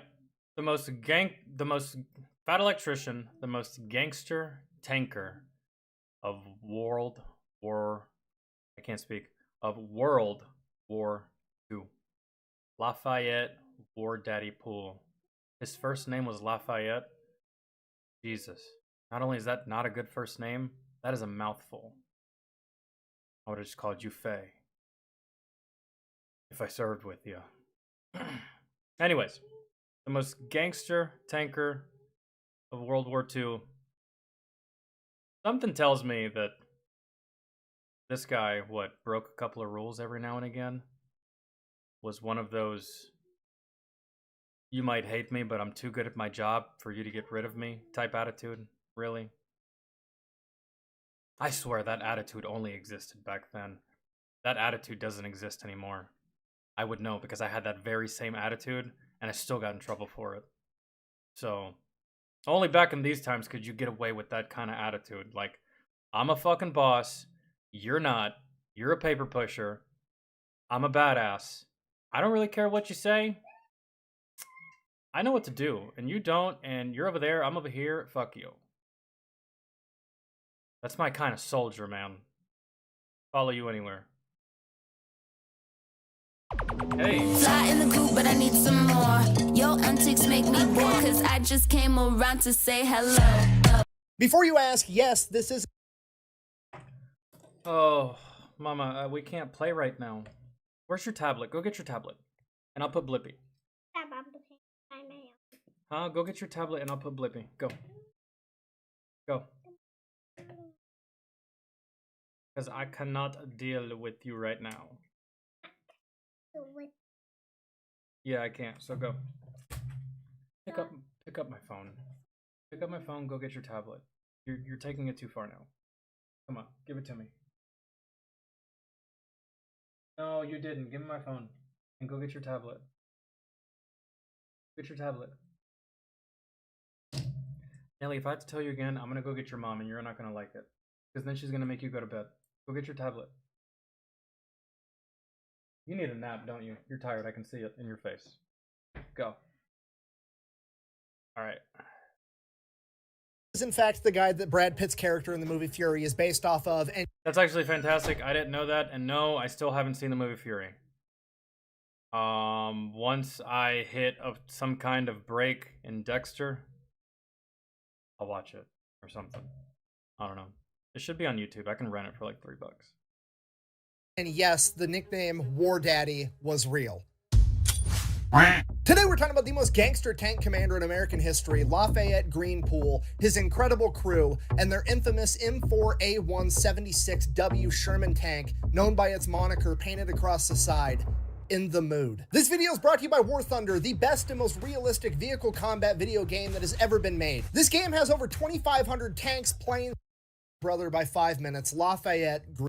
In the description down below, and when you use my link, you're going to get a bunch of free stuff unlocked right off the bat. Vehicles, skins, in-game currency, everything you need to get started, so go check it out. Let's get back to the video. Once upon a time, July 23rd, 1919, two twins would be born, John Thomas Poole and his younger brother by 5 minutes, Lafayette Green Poole. They both spent their entire childhood growing up in Texas. The Great Depression happened when they were 10 years old. Despite that, they were both star athletes in middle school and high school, and then when they graduated from high school in 1937, John and Lafayette, the two brothers, wanted to join the Navy together. Like everything else they'd done in their life at this point, they go down to the local recruiting office together and they both sign up for the US Navy. Then they go to get their physicals. John passes with flying colors, but Leigh, on the other hand, is rejected because his eyesight isn't good enough because he has one bad eye from an injury from when he was younger, which is turning into a weird pattern at this point because there's a I've said it once, I've said it twice. I think I've said it actually 4 times at this point. The legendary halls of the military are painted with nothing but blind guys. shocking amount of badasses that are originally rejected from the U.S. military for apparently having bad eyesight. I mean, off the top of my head, we've got Lawson Red Ramage, the first submarine commander to earn the Medal of Honor, which I don't know why your vision needs to be super good inside of a submarine, but whatever. Then we've got Willis Ching Lee, literally an Olympic sniper that was the greatest battleship commander of all time, that after he had won the Olympics for sharpshooting was told that his vision wasn't good enough. And then, of course, we have Jay Zemer, Medal of Honor recipient, the pilot of the most decorated air crew in U.S. history that was also rejected because his vision wasn't good enough. And now we have Lafayette Green Poole, the greatest American tanker of all time, also being rejected because his vision just isn't quite good enough. Now, that being said, here's where Poole's just a little bit different from those other heroes. He's trying to join in 1937. World War II has not kicked off yet, so he's not overly motivated to... I think that if you go ask your mommy, you can find your tablet. You can never find anything, even if it was right in front of your face. Go. No. Go ask your mommy. Go. Okay, well then you're just not gonna watch anything. Okay. But you can't chill over here, not right now. To join the military. So, unlike the other three, he does not cheat on his eye exam to get in. He decides that he's just going to go off to college and become an engineer. So that's what happens. John ships off to go get trained for the Navy. Leigh decides he's going to stay around town. He helps his parents out on the farm. He goes off to college to become an engineer. And he also decides that he's going to start boxing to earn some extra money on the side. And over the course of the next 3 years, he never loses a single match because he is an incredibly talented boxer. Then, September 16th, 1940, America decides to reinstitute the draft because World War II is looming on America. Because of this, Leigh decides that he's going to try to join the military again, but he's concerned that the Navy still has records of him failing his vision test from a couple of years ago. So instead, this time he goes to an Army recruiter, gets signed up. You know, I actually don't know if they share information, to be honest. I don't know if the branches share information with one another in that regard. Like, nah, man, they kicked me out once. Let's go try another one. I actually have no idea if they do, but chances are, these times, where this is heading, probably not. Goes to the physical, and this time he doesn't. I'm speaking more of like right now, modern times. I don't know if they do that or not. what all great American heroes do. He cheats on that eye exam and he passes. Seriously, the impact that a bunch of dudes cheating on the eye exam to get into the military has had on the world that we live in today is profound. So Poole ships off to training, he excels at everything he does, and then every time he gets leave, he's always going out and taking boxing prize fights to win more money on the side. So he finishes training, gets assigned to the 32nd Armored Regiment, where he rapidly becomes a sergeant and a tank commander. Again, continue. Hey, you are just doing an enormous amount of talking right now. You know that little one? Calm it down. Continuing to box every second he can. As World War II ramps up, the 32nd Armored Regiment's training gets more and more intense as they get put in different climates in different places all over the country. They train in Louisiana, they train in Pennsylvania, and now they're out in the Mojave Desert in California. Fuck it, I'll take Pennsylvania over Louisiana. Ugh. Cold versus fucking gross ass swamp. And at this point, Poole's developed quite a name for himself. Everybody knows who he is. He's a 6'3" boxer that's 41-0. He's never been defeated. Damn. And he is one of the best, if not the best tank commander that they have. And because of this, he gets a little bit of sway with how things go. So he actually goes out and starts picking his own tank crew, and he picks the best of the best. In the driver's seat, he's got 24-year-old Private First Class Wilbert Richards, aka Baby, a nickname that he got when the crew was out for dinner one night at a diner, and the waitress looked at him and said, "I didn't think they let babies join the army." Despite having a baby face, Poole said that— Hey, listen, man. First off, I resent the shit out of that because when I joined the service, I looked like a kid too. Okay? I did. I was baby face. I was really young. I was 18, 19 years old, man. And someone said that to me one time. A sergeant. He was like, about the same size as this fucking guy, like 6'4" as Poole, like 6'4", 6'5".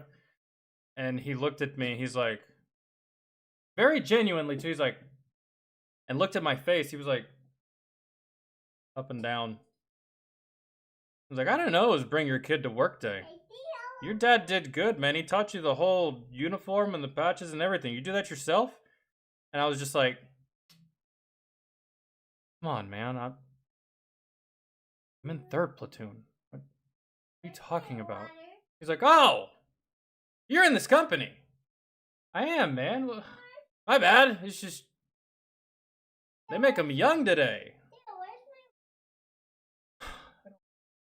Your water's in the kitchen, Mama. You're gonna have to go get it. And don't be lazy. I can't go get it for you. I'm doing stuff right now. Oh, you're on one today. Come on. Let me work. That he was the best tank driver in all of World War II. He was so good that he could parallel park a Sherman tank in the middle of downtown New York during rush hour traffic. In the gunner's seat, we have Willis Ollier. I'm not kidding. Go get your tablet or be quiet, okay? I'm not kidding. Go get your tablet or be quiet.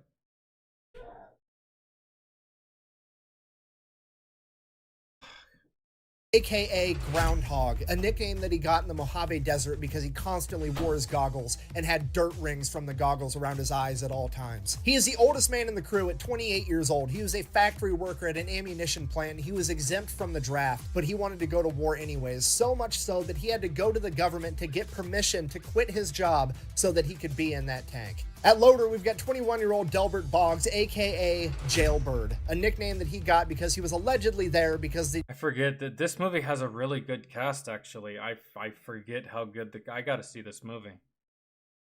And I always pass it too, and this is how it goes usually when I get in the mood to watch. I'm like, you know what, I haven't seen it, I'm gonna watch it. Shit, that's long. Never mind, I'm going to bed, and that's usually how it goes with Fury. But I'll carve out some time so I can see it. Just from what I've heard, it's fantastic. That's usually how it goes with me with this movie. I want to watch it, but every time I begin, I'm just like, holy shit, dog. Granted, I'm being a bit of a hypocrite because I enjoyed all 3 hours of Oppenheimer, but still, you know what I mean? It's just like, ooh, that's a long run time. That's a tall order, but still, I'll get to it.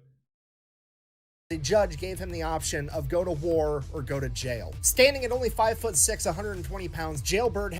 Damn, dude, what were you guilty of? 5'6", 120 pounds? I know you ain't out here robbing dudes, sticking them up for cash, so what was your crime?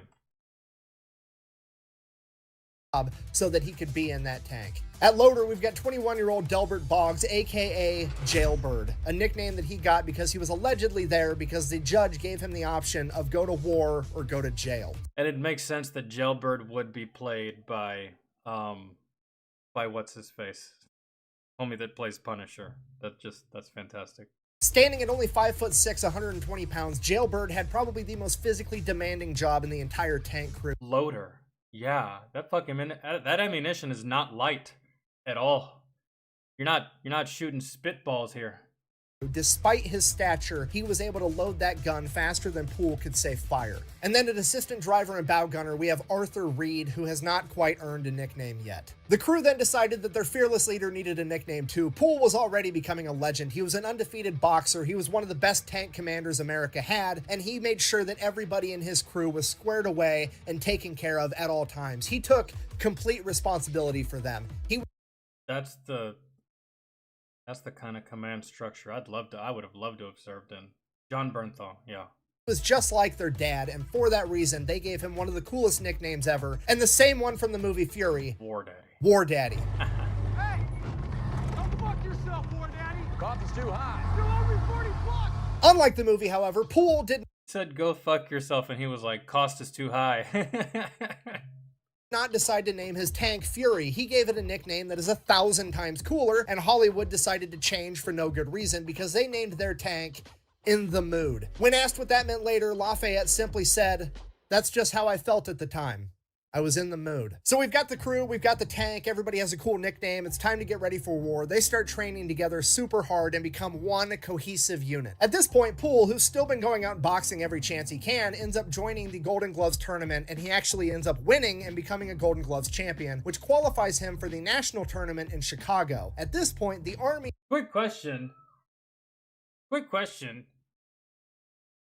Does Poole's boxing exploits get shown in the movie? Or is that just something that they leave out, that's just, information you can find on your own time? That's just like, oh, that's cool, man. He was a boxer too? Nice. Or do they actually allude to that in the film as well? You know what? Never mind. Don't spoil it. I'll watch it. He is willing to let him... I don't really feel like that's much of a spoiler, but... You don't think so? Aw, damn. I was actually kind of hoping they would, allude to that just a little bit. In some kind of way. Take leave and go participate in this national tournament because it looks really, really good for the U.S. military if they have an active duty sergeant that's a tank commander that's winning national titles for boxing. Poole, however, decides against it because he has his crew, he has his tank, and he's not going to let them go off to war without him. So he decides to forego his dream of becoming a national Golden Glove boxing champion and instead goes off to war. Because of that, he is then offered a slot as an officer, which he also refuses because he doesn't want to leave his crew. He decides that he's going to keep being an NCO so he can be a tank commander and go out. Godly, dude. Jesus Christ. Man, the way promotions work back then is just, it still baffles my mind. I mean, it was an NCO and they were like, hey, you want to be an officer? Which, what rank did they offer him again? Hold on. Offered a slot as an officer, which he also refuses because it depends on what officer slot they offered him. If they offered him second lieutenant, some would think, wow, dude, let's just say for the sake of argument, wow, dude, you're E6 and they offered you lieutenant? In my head, that's a demotion. Really? From E6 to second lieutenant? Nah, man, to me, I would have said no based off of that alone. Not just my men, not just the war, not just my willingness to be with my crew. That's a demotion, in my opinion. E6 to second lieutenant, give a fuck about the pay. At all. I care less about the pay. That's just like, you're doing paperwork, bro. Lieutenant, you're doing paperwork. And I have a feeling they were trying to make him like the poster child, really, for the military. Like, hey, let's try to take this dude out of this tank. Let's try to take this dude out of the war, and we can use him for promotion. We can use him for drafting purposes. We can use him for recruitment. Make him the poster child. what they try to do to a lot of fucking Purple Heart recipients that are still alive. And maybe he saw that too. He was like, I'm good where I am. Fuck all that. Maybe. I don't know. He doesn't want to leave his crew. He decides that he's going to keep being an NCO so he can be a tank commander and go out with his guys. Shortly after that, they would all ship off to England in 1943. Once they get to England, they just keep training, getting ready, waiting for orders. And then in April 1944, a famous boxer by the name of Joe Louis, aka the Brown Bomber, comes over for a morale mission where he's going to box with some of the troops, you know, get everybody ready for war, get them hyped up, doing something cool. And guess who gets slotted to fight him? Yeah, Lafayette Poole boxes Joe Louis 2 months before D-Day. And if you don't know who Joe Louis is, he's literally one of the greatest boxers in the I know who Joe Louis is.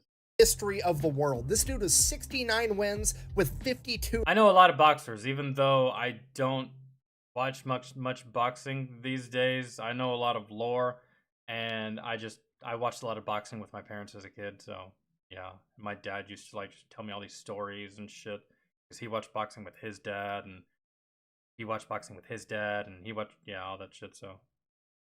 Knockouts. He has one of the longest reigning title runs ever. He is on a different level than Lafayette Greenpool, for sure. Despite that, everybody's hyped. The entire regiment is going to show up to watch War Daddy go toe-to-toe. Even if you lose, you still get to say, I stepped in the ring and fought against Joe Louis. You're already a legend. Period. By default. Granted, no one really remembers the losers in this sport, but they'll remember you. With the Brown Bomber, and it's going to be the coolest thing that's ever happened. So they have this boxing match, and you have to understand, this is a recipe for disaster, because Joe Louis is just over here trying to do the right thing, help with the war effort, raise... And Poole's going to come in here taking this shit 100% serious, like, bro, I'm about to knock you the fuck out. Hopefully. Morale of the troops before they go off into battle. You know, he's being really cool about this whole thing. He's going from unit to unit, and he's boxing a new army guy every night for like months straight. So I mean, this is nothing more than a glorified sparring match to him. He's not going in there trying to actually hurt the army guy. Hopefully the army guy's not going on to hurt him. He's just going out there to put on a show. Poole, on the other hand, remember, just gave up his dream for a national title in boxing so that he could go to war. And now the world heavyweight champion is there, and he gets to box him. So in the back of his mind, he's like, this is redemption, and this is a second shot at what I gave up. I need to make the most of it. I'm gonna knock this dude the fuck out, man. If it's the last thing I do. That's so good. It's got to be a part of him that's just like, I mean, maybe I could take this guy. So Poole goes in there obviously wanting a real fight. And that's exactly what he got. The match starts. Joe Louis goes in there. He's dancing around. He's pulling his punches. He's putting on a show. He's being super nice to Poole, and then the first chance Poole got, he threw a hard punch and just cracked Joe Louis, allegedly stumbled him a little bit, and then Joe Louis tied up with Poole and whispered in his ear, I'm going to teach you a big lesson. The ref then broke him apart, and Joe Louis proceeded to beat the shit out of Poole in front of the entire regiment. Poole is later quoted as saying that he was turned any which way but loose by the Brown Bomber. Now, the silver lining is that Poole somehow managed to not get knocked out, which is an achievement in itself going up against Joe Louis. And just so we're clear, if you're not familiar with combat sports, Joe Louis is absolutely not being a dick right now. This is 100% expected. This is how everybody acts in that situation. And Lafayette Poole knew that's how this would go down the minute he decided to crack it because he had like 40 plus boxing matches. And guys, we see it all the time. We see it all the time, don't we? You're scrolling through YouTube, you're scrolling through TikTok, whatever it is that you use, and you see what clearly is someone who's not a pro fighter going up against someone who is a pro fighter, and then the person who's not a pro fighter says, come on, man, show me what you got. Show me 20%. And that pro fighter hits them with 20%, and they're just like, oh, okay. I'll see you tomorrow. I'm gonna go home. I think it's my spleen. Yeah, my spleen. It might be my spine. It might be my femur too, I think. Quite possibly my tailbone and my pride. Yes, so I'm leaving. Good day to you, sir. We've seen this type of video so many times, except this is more funny. because he expected this. He's like, I'm going to get a good lick in, but after that, it's pretty much downhill from here. Matches. He knew what he was getting into. He got exactly what he was looking for, Mhm. and it's absolutely hilarious. And in War Daddy's defense, it is actually way cooler to say I got in a legitimate fight with Joe Louis and survived, even though I got my ass beat, than it is to say I had a glorified spar. Exactly, because there's a lot of fighters that Joe Louis fought that didn't go down, right? And now, Mr. Poole is one of them.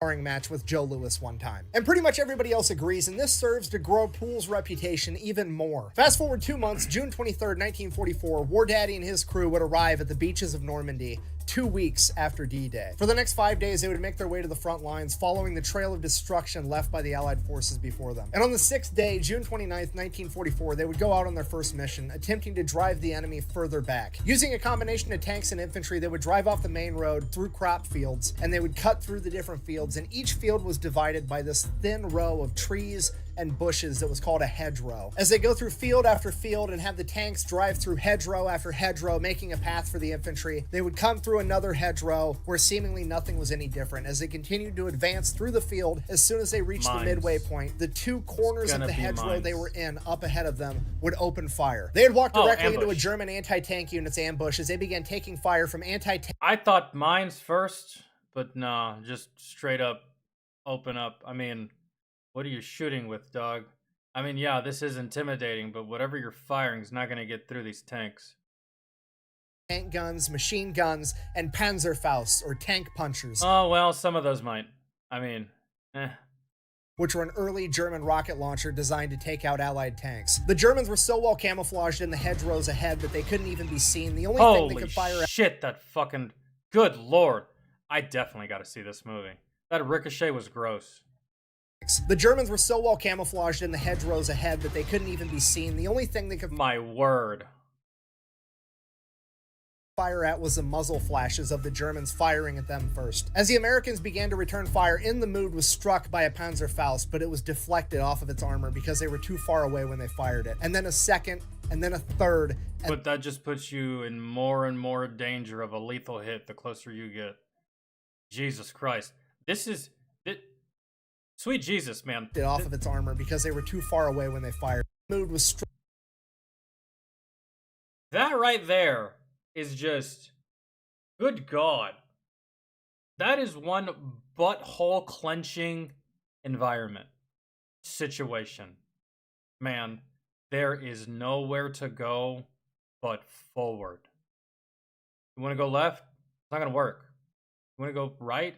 That's not going to work. Turning around? That's out of the question. You can only go one way here. That's... Ugh.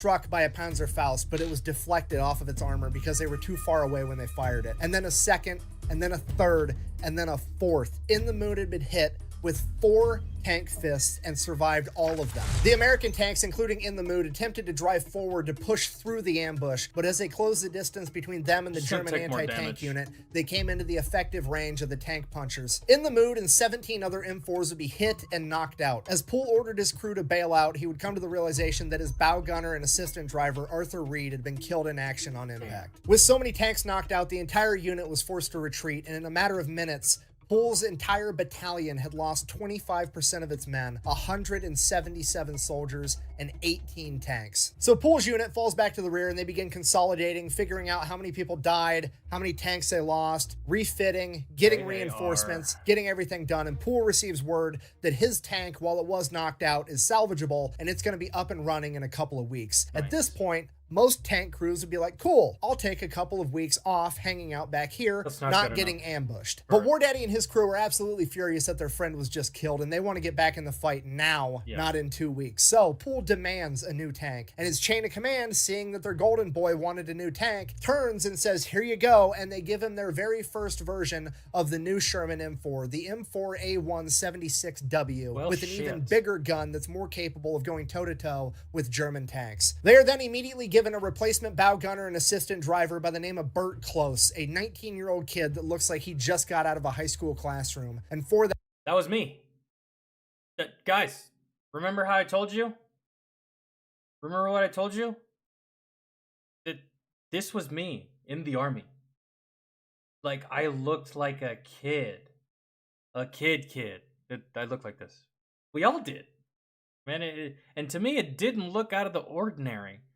I'm telling you, like, my first duty station, most of my platoon was between the ages of 18 and 21.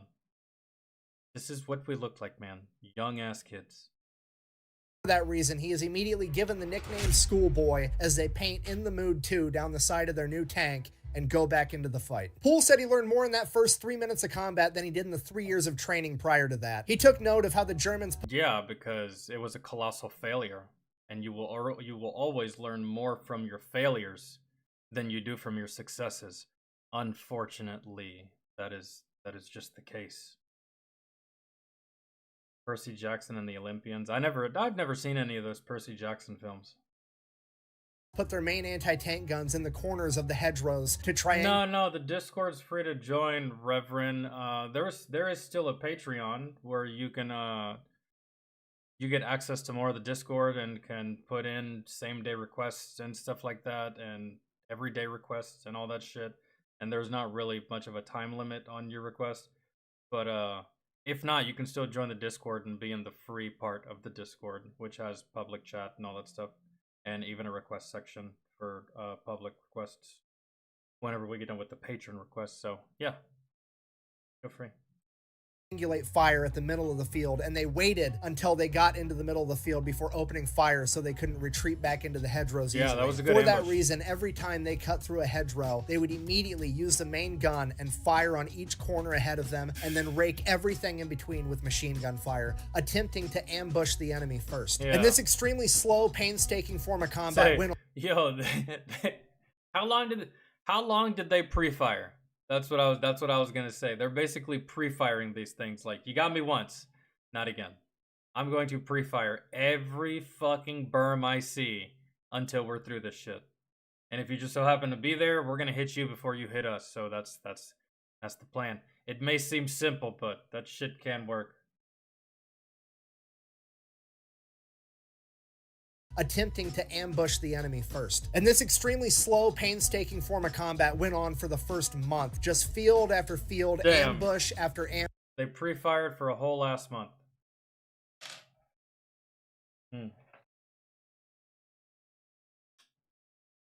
I can do the link. Give me a second. I got it. It's I need to put, hold on. Right. Edit. I need to put no limit on the number of uses. It expires after a certain amount of time. I'm just gonna put this one on ever. Generate new link. Copy. Okay, Astro, I'm gonna send this to you via DMs, and then you can try to put it again. And then but I'm sending this to you and only you. The link is fine in I'm gonna have to do the link again for Twitch too, because maybe I didn't do it right. So yeah, there. Take that and you can put that in the chat, or I can put it for right now.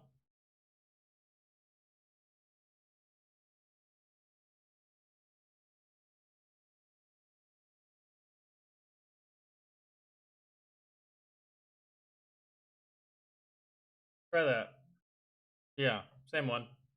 All right, here we go. Ambush, fight after fight. It took them a month to go 5 miles further into enemy territory. And this wasn't just Poole's unit. This was the entire military fighting tooth and nail for every... Right. Took them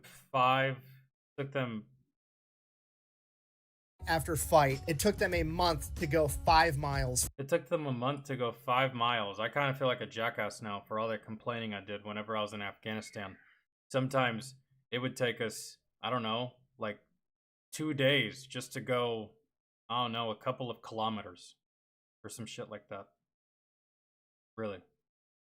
Just because of the constant stopping and possible IED, possible vehicle-borne IED, possible this, possible that, firefights, small arms fire, indirect fire, all this shit. It would take us fucking forever just to cover like a small stretch of road. And I just remember just being in the turret being like, oh, this is stupid.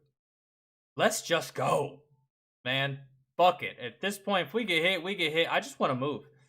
And that seems way more excruciating. Golly. Further into enemy territory. And this wasn't just Pool's unit, this was the entire military fighting tooth and nail for every inch of land that they got. Because of this, General Omar Bradley decided to launch Operation Cobra on July 25th. The plan was to bomb the enemy first, and then bomb the enemy again and again and again, and then roll in with tanks and take care of whatever's left. On July 26, 1944, Operation Cobra will reach its apex when 3,300 Allied bombers dropped 14,000 tons of bombs in the span of 3 hours. Just for the record, so we're all clear, 14,000 tons is over 30 million pounds in 3 hours. With all the bombings breaking down the enemy line, the combat pace really picked up as In the Mood started traveling miles a day instead of miles a month. During that time, In the Mood 2 would come toe-to-toe with its first German Panther tank, and it would take it out in a single shot. I don't know what's more impressive, man. The amount of ordnance they dropped, or just the collective of that many aircrafts dropping simultaneously at the same time in the time span in the window of 3 hours. That's goddamn. Man, I bet you could have heard that shit from fucking ages away too.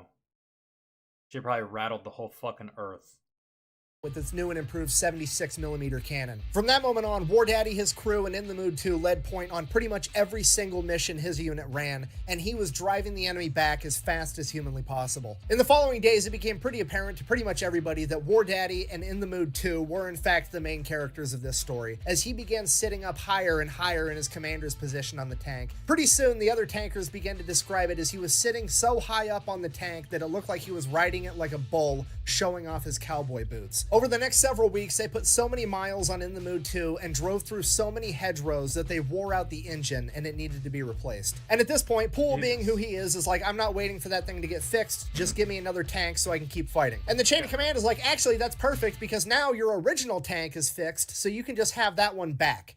Oh, no. No. No.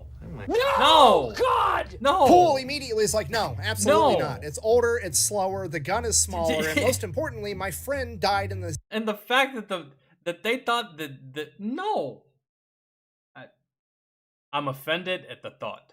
Assistant driver's seat, and I don't want to look at that for the rest of this war. I'm not taking that tank. He was then given a direct order to take the tank, to which he's like, okay, fine. He then orders the rest of his crew to go over to In the Mood 2 and observe it getting fixed by the mechanics and having a new motor put in it, which is weird because they're not getting that tank back anyways, so why on earth is he doing that? In reality, he just... Oh, he's gonna try to take it, I think. Wanted to make sure that his crew was somewhere so they couldn't get blamed with what he's about to do. So he goes over by himself, picks up his new tank, and then proceeds to immediately drive it directly into a lake. I mean, technically, we don't know that for sure. The only official documentation as to what happened to this tank is from the maintenance crew, and it says, and I quote, "The vehicle was believed to have been driven into a lake."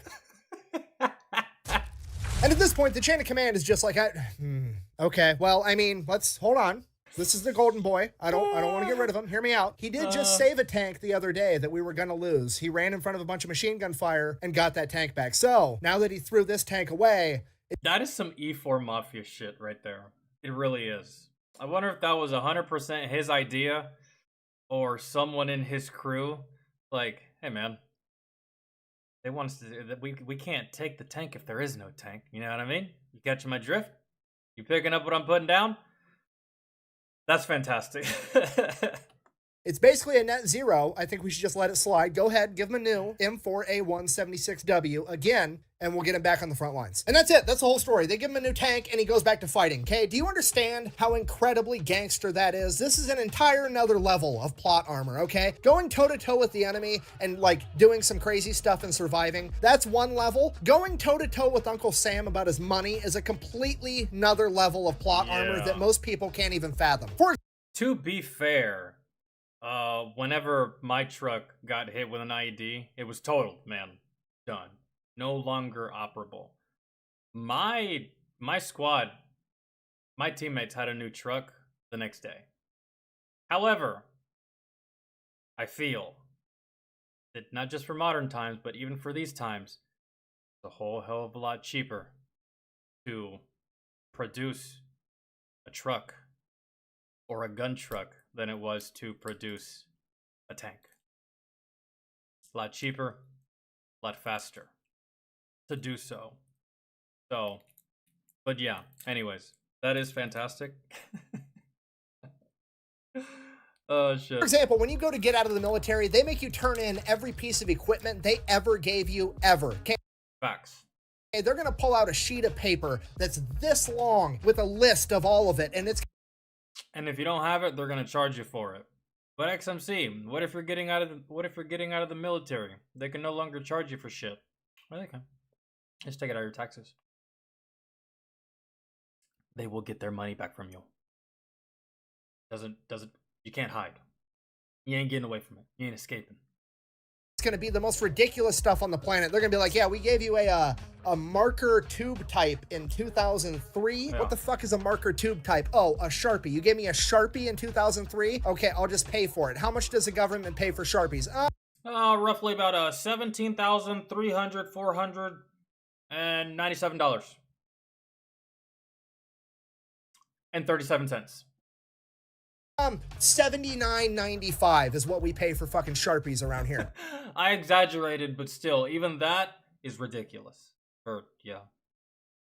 It's just like, the military overpays for everything, and then if you lose something, they charge you what they paid. And it's just like, motherfucker, just because you decided to buy shit from a stupid fucking vendor or a garbage dealer that overpriced you doesn't mean you do the same thing to me. And then you have to pay the government $79.95 for a Sharpie that you lost 20 years ago. Otherwise, they negatively impact your credit score. The rest of us mere mortals are over here getting harassed by the U.S. military because we lost a canteen cup at some point. Meanwhile, War Daddy's over here waterboarding an entire tank. Uncle Sam was up my ass because I lost my, well, not because I lost, but because I wrote on my assault pack. And I thought the entire time that the assault pack was something I could take with me after my service. Turns out I had to turn that shit in. Well, I got to keep it. Why?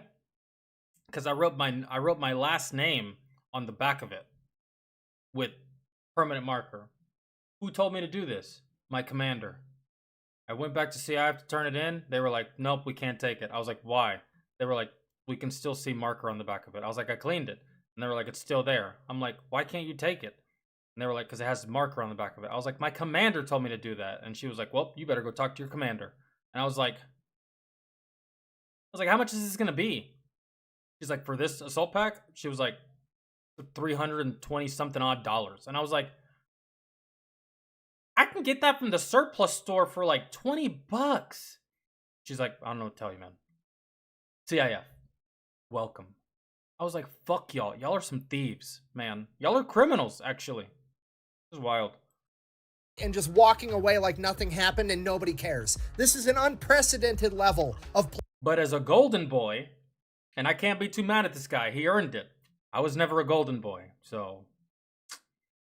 plot armor. So that's August 16th. He gets his new tank in the Mood 3. August 17th, the very next day, they come into a humongous battle. They catch up with an entire German armored unit that has 12 Panther tanks. Luckily, the Allied forces at this point in time have air superiority, so they radio in for some planes, and they come in and they bomb the entire Panther unit. Then, after the planes drop a bunch of bombs all over them, then all of the American Sherman tanks start to advance. And then a couple minutes later, another group of American planes come. They were either P-38s or P-47s, depending on which source you want to read. Doesn't really matter. Either way, American planes... Damn, bro, this is like a hellacious push. It's like a push/assault. Planes drop bombs, tanks sweep and clear.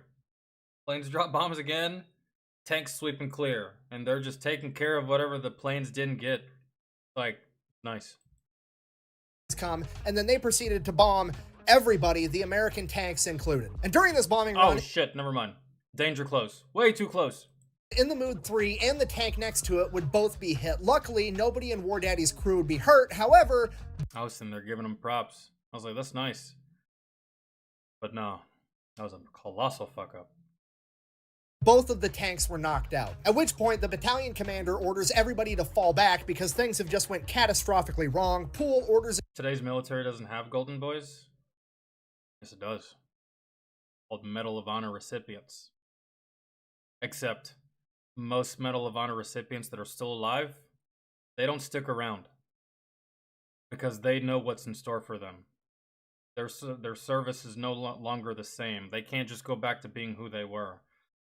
The military will try to use you as a poster child, man. They do.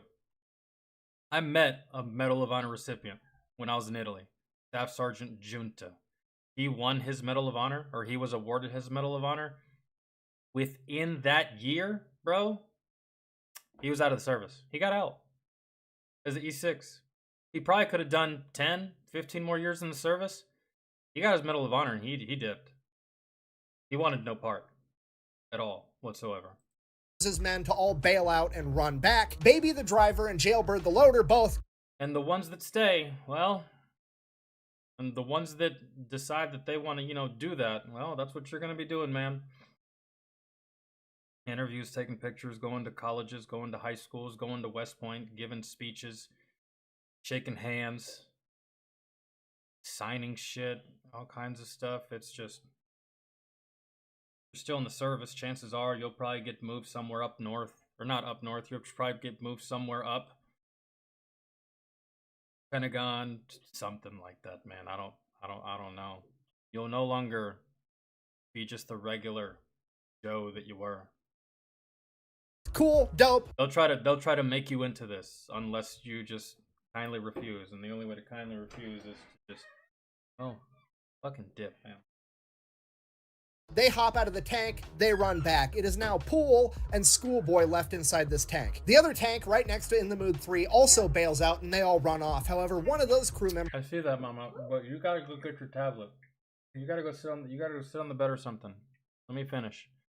Is hurt and they're laying on the ground. War Daddy sees this, hops out of his tank, runs over to try to save this guy, drawing all the machine gun fire from the German side on In the Mood 3. War Daddy ends up making it over to this other tanker and helping to save him. However, Burt Close, Schoolboy, is now pinned down underneath In the Mood 3, so he just digs in and buries himself underneath the tank, hoping that he's not hit by enemy machine gun fire or an American plane. So that's all he does. He just lays underneath the tank and kind of buries himself in the dirt, and he waits, listening to the machine gun fire bounce off his tank as he hears American bombs exploding in the background, and he just waits.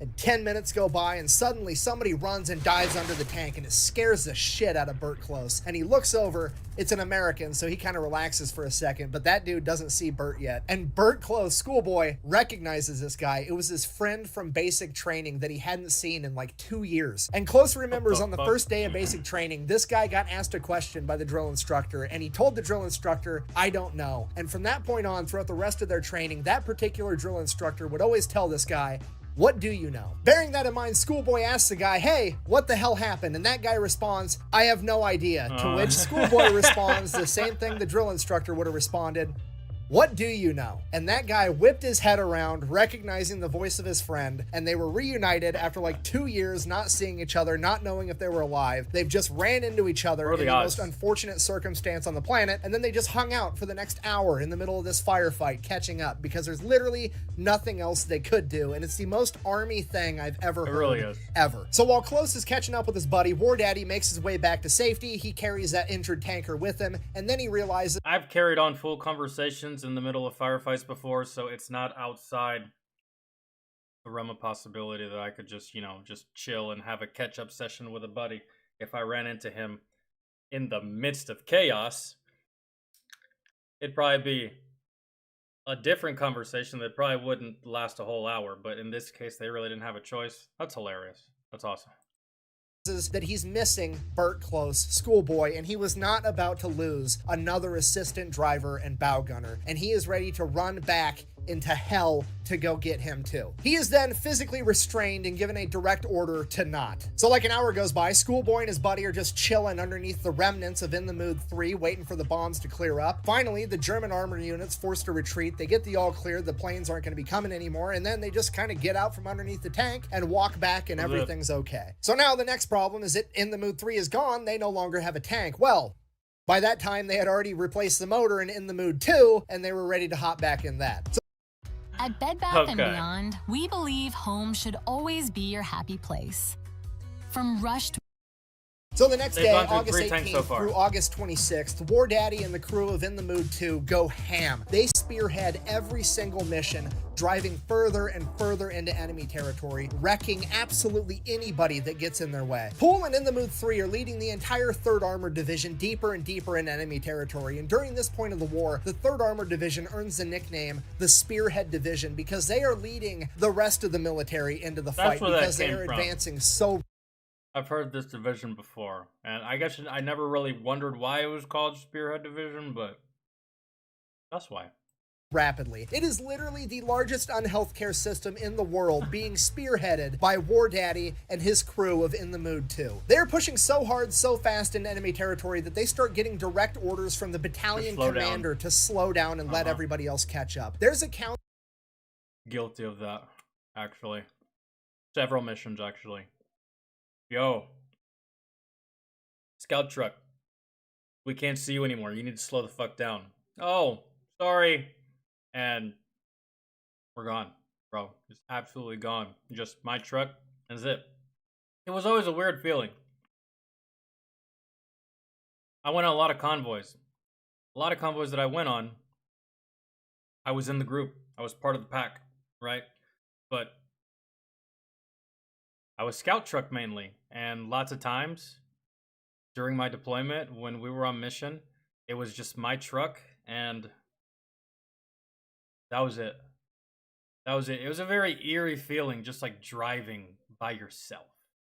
I wasn't by myself. I was with, Crowley, McFall, and Grindle, but it was just us in a truck, nobody else around, our convoys nowhere around. We can't even see our convoy.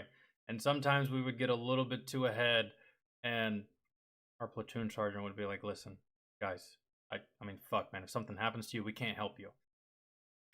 Luckily, the night we did get fucked with, we weren't that far ahead. But we were significantly far ahead enough to where it was just a bad day. Of In the Mood 2 taking out entire infantry companies by themselves, 250 men in a single day, and somehow presumably divine plot armor. Despite the fact that they are the first and sometimes the only one into a fight, they go completely untouched every single time. Then August 27th they come across a major set of train tracks, at which point they're all like, I got an idea, let's line the tanks up and wait. And that's what they did, and they waited. And they waited, and like 8 hours later, here comes a German train full of all types of cargo and equipment and tanks and armored. It is open season. Vehicles rolling down the tracks, and a bunch of Sherman tanks just open fire, turning the entire thing into a shooting gallery, destroying absolutely everything on this train. At which point, Poole is like, cool. Now that I know which direction the trains are headed, I'm gonna go get the next one. And he takes off heading the opposite direction that the train is gonna be coming, so he's gonna catch this train before anybody else. That's the equivalent.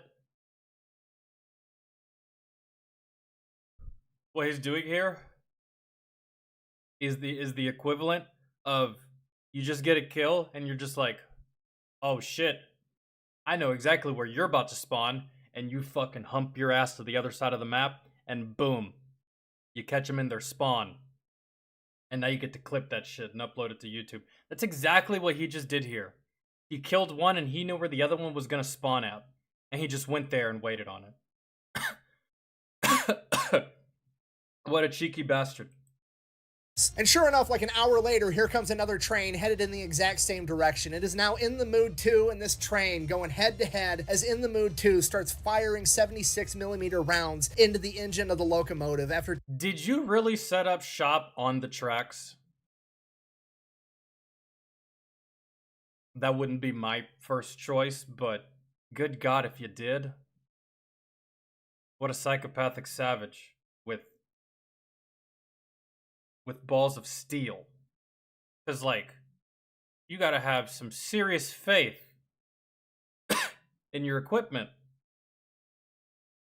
What if you just do a shit ton of damage and it still doesn't stop? 2 shots, it completely destroys the locomotive engine as the rest of the train glides to a halt. I mean, yeah, that's what happened, but I mean, Did he know that would happen? Or was that just like, just a guess and it just ended up making him look like a badass?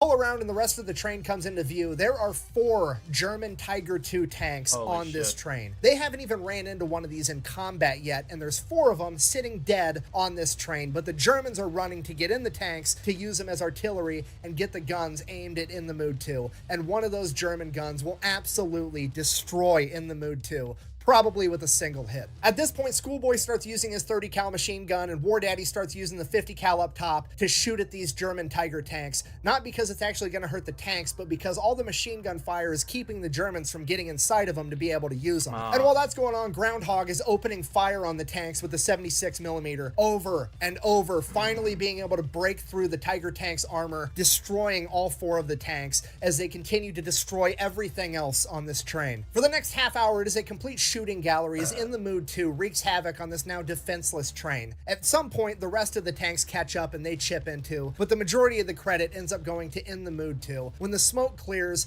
they make sure all the Germans are gone, and then they go in and see what else, if there's any cargo that's salvageable, hoping for, like, I don't know, German chocolate or food, or most important... Yeah, dude, they fucked this whole thing up, and then the rest of the unit, oh man. This is literally the equivalent of like you're playing a game with one of your friends who's like really good, and you run up and you're just like, wait, and your friend killed everything already. Y'all ever been there? I've been there. You're just playing with a homie that's just like a god at the game that he's playing, and you're just running around like, I don't. Fuck is everybody? They're all dead because he killed them all. These guys just rolled up and, I don't know, kind of helped up a little bit. Like, hey guys, I shot that last one. It was good. Booze. And they go in and they start looking at all the cargo, and it's an entire train besides the tanks and a couple armored cars that were on there. All the cargo is just like French lingerie and fancy perfumes and a bunch of woman stuff. Basically, they figured the Germans were just loading up trains full of anything they could find of value inside of France and trying to ship it back by rail to Germany to extract as much value as possible as they were being forced to retreat. Now, here's the silver lining. Somebody had the brilliant idea of like, hey, it's not food and it's not beer, but hear me out. The entire 3rd AD is on its way to Belgium right now. And if we show up in Belgium and we give all the ladies there a bunch of French lingerie and perfume, we're going to be heroes, and then maybe just maybe, they'll wear it for us. If so facto, there's now an entire regiment of M4 Sherman tanks and armored cars full to the brim of fancy French lingerie and perfume headed to Belgium. Now at this point, while everybody else is loading up lingerie and perfume, the chain of command... I'd do that too. I mean, why not?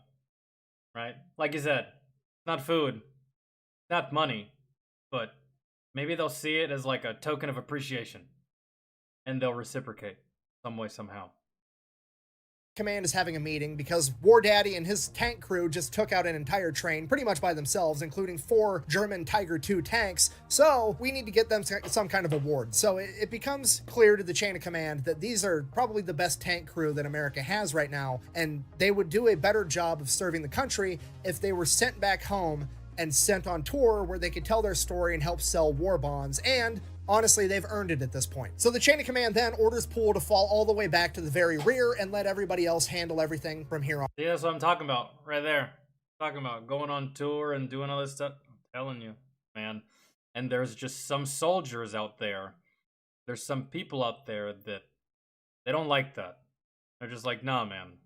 That seems like the job. That seems like a job for a politician. Like, I didn't join up to do that. I didn't join up to be that. I didn't join up to put on a suit and go shake hands and take pictures. You know what I mean? So, tell you, man, they're always going to try to do that to you. Especially if you did something noteworthy. That they're just going to try to milk what they can out of you for promotional purposes or just to make the military look good. Really. On out. Fast forward 2 hours later, whoever's spearheading the formation now comes up to this bridge, and this bridge is the only way across this river, and it's being guarded by 3 German Panthers, and leadership has no idea how to cross this bridge. So leadership has another meeting, and they're like, fuck, I guess let's get War Daddy back up here. We need the main character. Bring him up. So all tanks, War Daddy. Looks like I'm in. Poole gets the order. He pulls out of the formation, drives to the very front. Again, he's been gone for a whole 2 hours. He gets to the front, gets briefed on what's going on. Wow, so all that happened in a time span of 2 hours? They were gonna be like, all right, your tour's over, you did great things, now you're just gonna go make the army look good on TV. And then 2 hours later, they were like, you know what, actually, we don't know what we were thinking, man. We were just talking out our ass. Come on back, we actually really need you for this one, because we're fucking lost. We don't know. That happened in 2 hours. Evaluates the situation. He looks off in the distance. There's this big hill on their side of the river. So he's like, okay, you guys stay here. I'm gonna go handle this. So they drive up to the top of this hill. He now has a good view of the rest of the river, and he can actually make out one of the German Panther tanks. He can't see the other two. He doesn't know how many are there. He just knows they're there. They're so well camouflaged, but he can see one of them. So he takes aim and he gets them ready, and he's like, we're just gonna rapid fire this entire thing. He opens fire, and as soon as he fires, we can only see one. We're gonna make sure to destroy this fucking one. And maybe the others will get so pissed off and shoot back and give away their position. Maybe. There's another round in by Jailbird, and they fire again and again and again, and they take out... We're gonna give away a location. We better at least take this one. That's the type of...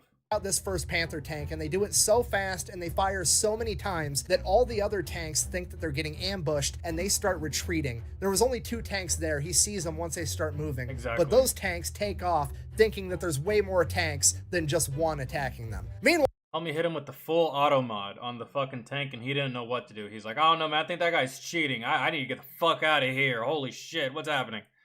You know? While Pool's entire unit's kind of just sitting there like listening, hearing tank fire in the background, wondering what's happening. A few minutes later, Pool comes driving by again and just drives right across the bridge.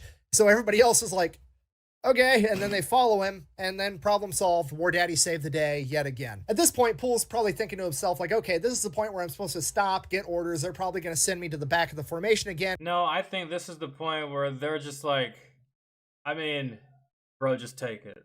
Do what you do, let me know, just keep me updated. You can have this, man. Go ahead, take it. You've done proven yourself to... You just know, so go. No more orders, just go. Just go do your thing. Go do the soldier thing. Let us know if you win.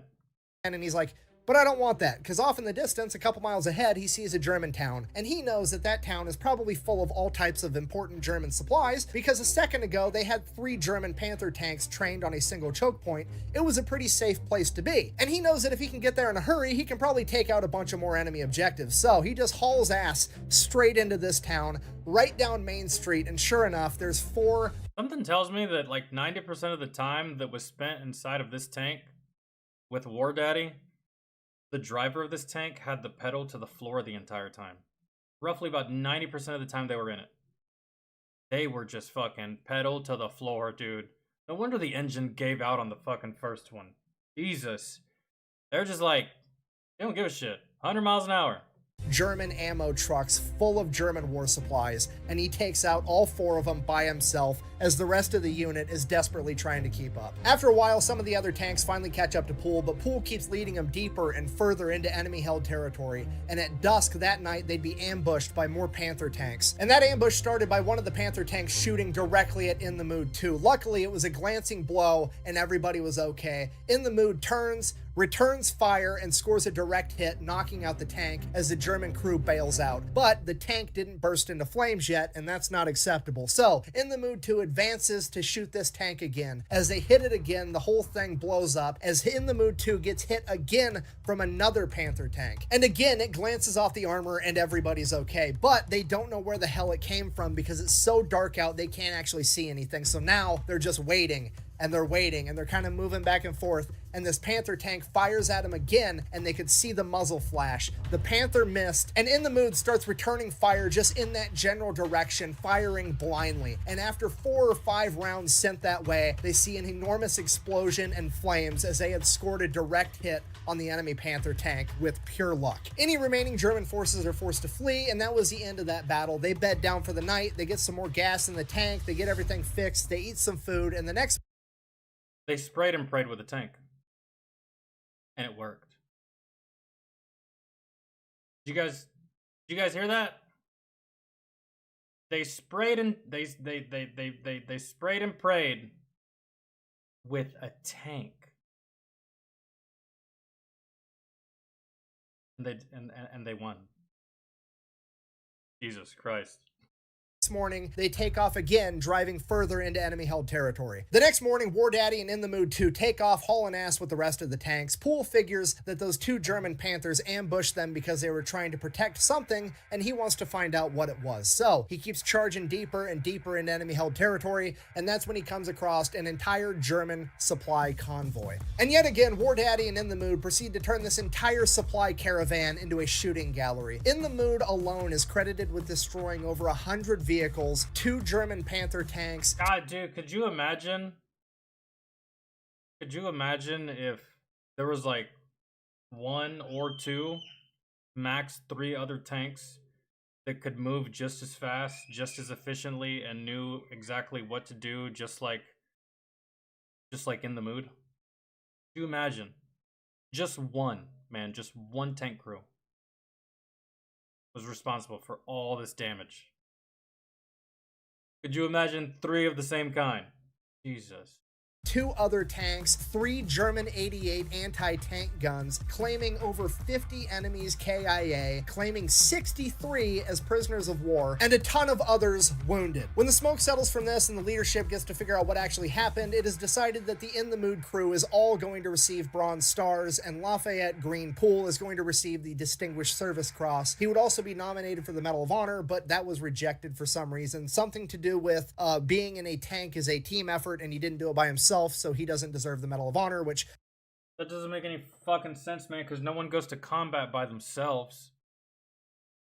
Every person that has ever been a Medal of Honor recipient,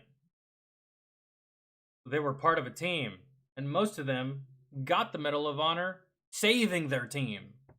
Whether you're saving it, leading it, doesn't fucking matter. Like, these motherfuckers were ass up, didn't know what the fuck to do, and the only person they could call was this guy. Like...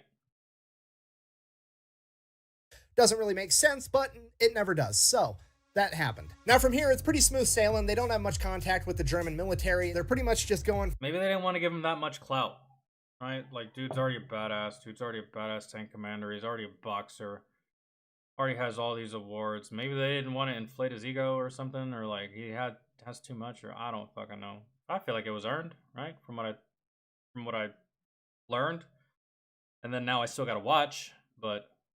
From town to town, hanging out in a town at the end of every night. However, In the Mood continues to be the #1 spearhead of the entire division, and now, instead of being the first into contact, they're the first into every town, and that comes with its own unique set of rewards, because as soon as American tanks start rolling in, all the people come running out as they start celebrating that the Americans are here to beat the Nazis, and they start showering them with gifts, cheeses, breads, fruits, eggs, and most importantly, booze. So In the Mood gets first dibs on all the booze. This pattern repeats itself day after day for a little while, and then they eventually come up on a bigger city called Liège in Belgium. Once there, they take the city pretty easily, capturing 1,500 German POWs, and then they've essentially freed the town, at which point all the townspeople come rushing out to thank the Americans, and surprise, surprise, this city is full of very attractive young Belgian women. They start giving the soldiers gifts like food and booze, and in exchange, the soldiers break out the fancy lingerie and perfume that they liberated from that train a couple of days ago, and they start giving that back in exchange, and the entire thing turns into one gigantic block party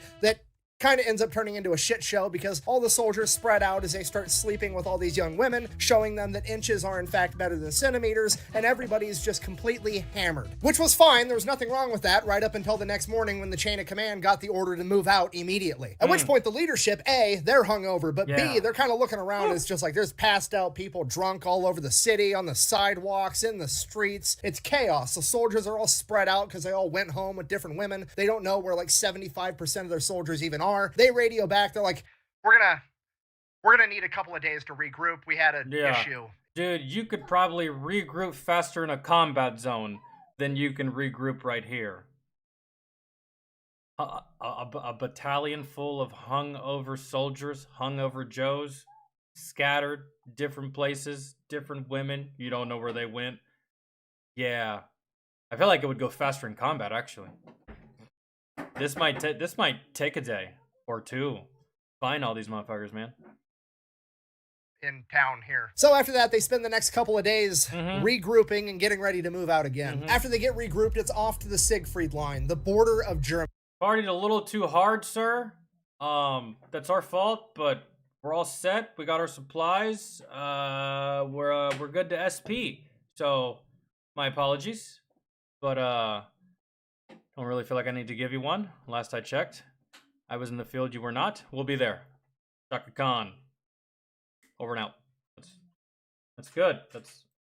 Germany, guarded by dragon's teeth, mines, machine gun positions, and barbed wire. They have to finally make their last push and break into Germany. On their way to the Siegfried Line, Poole is informed that him and his crew are not going to be allowed to spearhead this mission either, and they are to remain in the rear because him and his crew are still going to get sent home early so that they can sell war bonds and be heroes. Poole is also informed that they are going to be taking away his loader. Del Boggs, Jailbird, is going to be sent all the way to the rear where he is going to have to undergo a vision and hearing exam for the next 2 weeks, pretty much the entire duration of the rest of their time in theater before they get sent back home. And the actual reason for this was because his brother had passed away in combat 2 weeks prior, and he was the last remaining son in his family. And they oh yeah, and back then, I don't know what that rule looks like today, but yeah, I get it.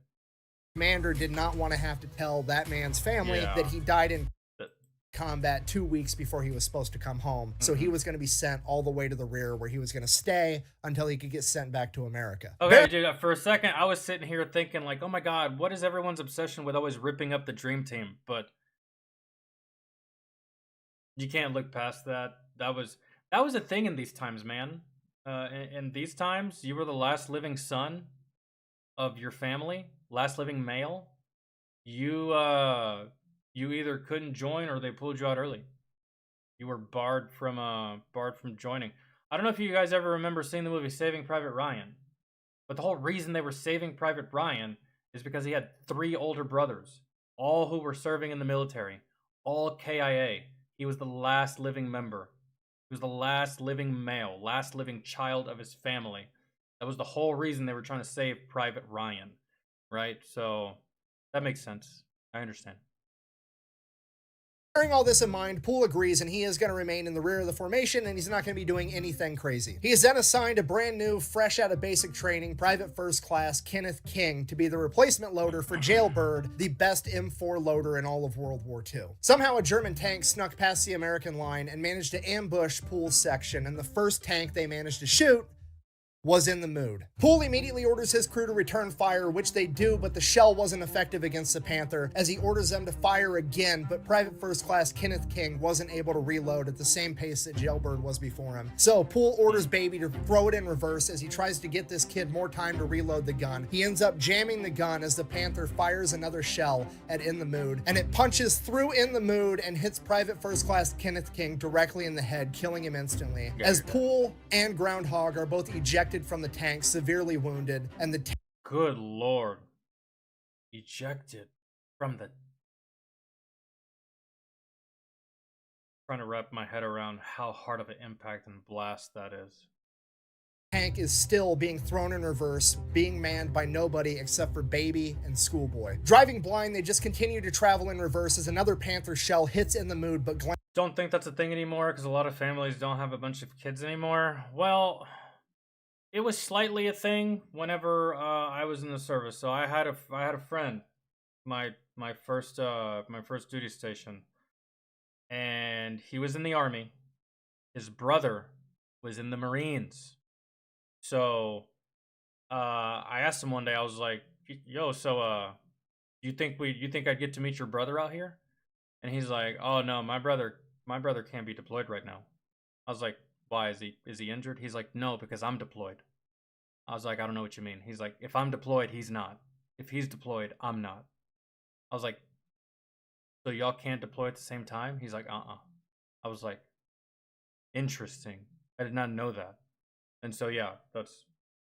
Glances off. After about 30 yards, they end up hitting a ditch and rolling the entire tank. While that's going on, Poole, who'd been ejected from the tank moments earlier, looks down to see that one of his legs has been completely shredded by the shrapnel. As he reaches into his pocket, pulls out a morphine syringe, basically a single one-time use dose of morphine, injects himself before pulling out his pocket knife and attempting to remove what's left of his leg. The nearby American tanks engage the German... I'm sorry, who was doing this?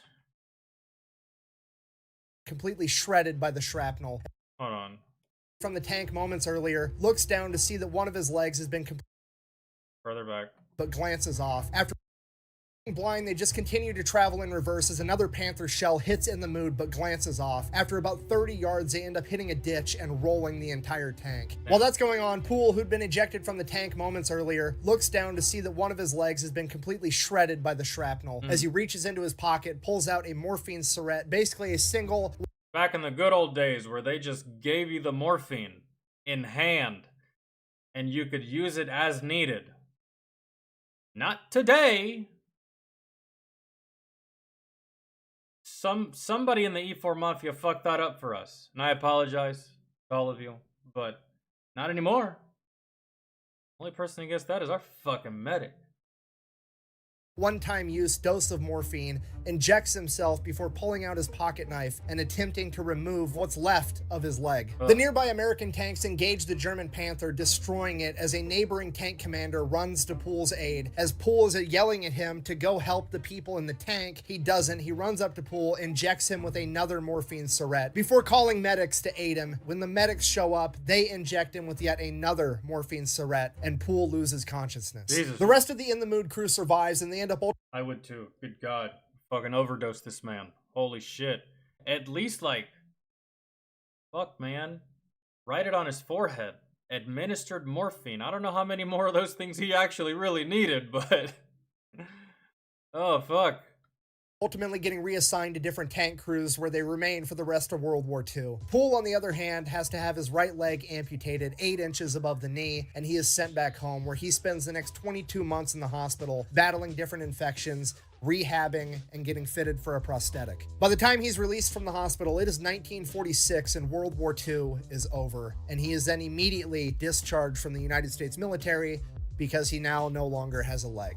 Lafayette Green Poole, aka War Daddy, and his tank crew of In the Mood were in combat together for 81 days in World War II. And in that 81 days, they are credited with taking out 1,000 German soldiers, capturing 250 more, destroying 275 armored vehicles, and 12 German tanks. For this, Poole had been nominated for the Medal of Honor twice. The first time the paperwork had apparently been lost, and the second time he was just flat out rejected. He was, however, awarded the Distinguished Service Cross, the Legion of Merit, a Purple Heart, the French Croix de Guerre, and the Belgian Fourrière. After being released from the military, he went back home to Texas, where him and his wife started having kids, and he worked as a mechanic at a gas station for a number of years. And then, after a few years, the United States military came out with a special program where they would let people rejoin the military if they had special or desired talents, regardless of their physical disabilities, and Poole fit that bill. He was brought back into the military to serve as an advisor and to help train the next generation of tankers. He would do that from 1948 until retiring in 1960 as a warrant officer 4. He then decides that his next life adventure is going to be a preacher, which he does for a number of years, which honestly makes sense because the dude is super good at putting people in touch with God. So he does that for a little while, and then he gets bored with that, and he decides that he wants to give back and help the community. So he decides that he's going to be a teacher. He goes and he becomes a middle school shop teacher, and on the first day of any kid's shop class, he would always lecture them on the importance of safety and how dangerous power tools could be, right before drilling a hole directly into his wooden prosthetic leg, but the kids didn't know that at the time. After that, he finally does truly retire, and in his retirement, he forms a relationship with the armored units out of Fort Hood. They bring him out there, they let him drive in an M1 Abrams tank for the first time. He's blown away at how much better they are than the tanks that he drove during World War II. They also have him as the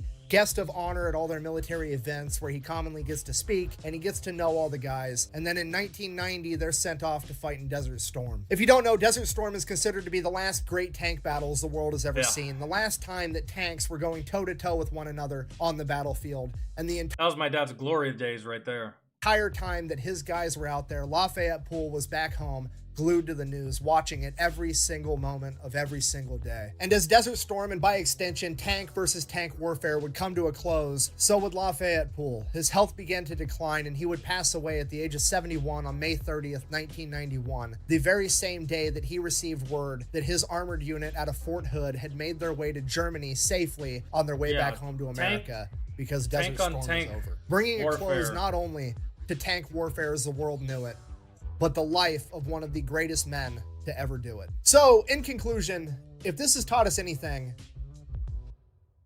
never underestimate what you can accomplish by cheating on your next eye exam. Thank you for watching. I was literally gonna mention the blind shit, but yeah, that's gosh, she's so loud. I'm sorry if y'all heard her throughout all of this. Like, holy ass. And yeah, there's no man. He's right, dude. Tank on tank warfare is just and through no one's fault, man. It's just combat evolved. Combat evolved. And I don't know how it evolved away from tanks. Because those are some of the most formidable pieces of machinery that you can have on the battlefield. Yet, I can count on one hand how many tanks I saw when I was deployed. Guys, both deployments. I can count on one hand how many actual tanks I saw. Jets, saw them all the time. Drones, saw them all the time. Apaches, Little Birds, Blackhawks, Chinooks, C-130s, C-17s. I saw them all the time, man. But between both deployments, I saw more tanks when I was at Fort Stewart than I ever saw when I was deployed. And I don't know, man, some could say it's because of the environment. Some could say it's because of the theater. Some could say, you know, I really do think, man, we really could have used some tanks in Afghanistan. Because, like, maybe they were there, but dude, the years that I was there, I saw none. I saw none. And, you know, we had this thing when I was deployed called proportionality, right? Where, you know, it made sense back then. They were coming at us with tanks. We come at them with tanks. But this whole proportionality bullshit that the military invented, but the enemy in Afghanistan wasn't coming at us with tanks. They were coming at us with IEDs, vehicle-borne IEDs. They were coming at us with like little small vehicles with guns on the back of them, guerrilla warfare style. So I guess in the military's eyes, we didn't need tanks for this theater all that much. Because I'm telling you guys, and I was over there twice, I barely saw any fucking tanks at all. Saw a lot of route clearance vehicles, strikers. I can't remember the names of all of the route clearance vehicles, but they look a lot different. They have different aesthetics, stuff like that. They look different. They have different tools and capabilities, but yeah, that shit never changed. War itself hasn't changed. It's just, I guess, what we use, and it is very odd, man, that we don't use tanks like we used to. And is it just us? Because it's gotta be. I mean, if we went to war against Russia, I feel like we would have a lot of tank on tank. Russia has a lot of tanks. They do. Like a lot of tanks. But I guess it just depends on who you're going to war with, the scenario, the environment, the politics behind it, because there's always politics behind it. Is it a holy war? Is it a war of attrition? Is it a war over land? Is it what kind of war are we fighting here? What are we using? And again, I feel like in the case of Afghanistan, the military was like, well, they're not really throwing an overabundance of tanks at us, so we ourselves are also not going to use an overabundance of tanks. We're just going to match their fighting style. When, I mean, in all reality, looking back on it in hindsight, after 20 years, I would have just gone scorched earth from day one. I mean, fuck, man. At the end of the day, we didn't accomplish anything anyways. So, scorched earth from day one, like I fucking suggested. But no. What did we do instead? Hearts and minds. That's why we're there for so goddamn long. Do you really think that that 8-year-old that I gave an MRE to and a pen and a piece of paper and shook his hand and told him to have a good goddamn day all those years ago, this was 10 years ago, do you think that 8-year-old, now being probably 18, 19 years old, do you think he's living his best life? Do you think he's even alive? Do you think he works for the Taliban? Do you think he has a normal life as a farmer with a wife or a girlfriend? What do you think that kid's doing now? Huh? Is that kid's life better or worse from his interaction with me and America? Probably doesn't even fucking register. Probably no change for him. Probably no different. I don't know. I could be wrong. I could be wrong, but still, that's just like... Anyways, we've gotten off the subject of tanks. Did they have mobile artillery in Afghanistan? Who? The enemy or us? I mean, artillery can always be mobile. That's if you're willing to move from your location, which if you start popping off with artillery from a location and you hit your target, you may want to move to a different location. Still keep the coordinates of what you're going to hit, but you may want to move somewhere else. The US, yeah, we had a shit ton of artillery. A lot of artillery. We had artillery on our FOB. My dad was artillery. We had artillery on both FOBs. It's just Bagram's so big, I didn't really hear any artillery going out. But like my first tour, we had an artillery squad on our FOB, and they popped off every day.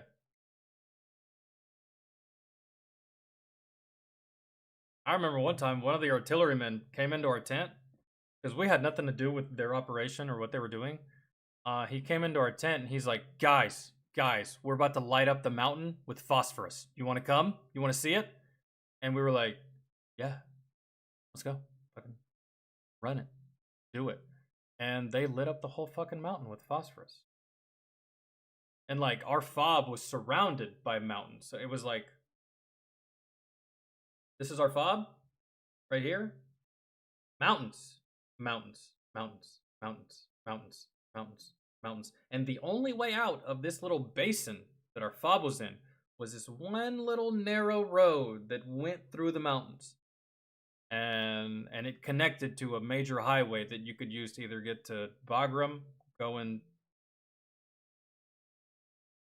east or Kandahar going west. I think. One of those. But yeah, we had artillery. I don't know it like that, country girl. I wasn't artillery, man. I don't know what that is. M109 Paladin. I have no idea what that is, man. At all, whatsoever.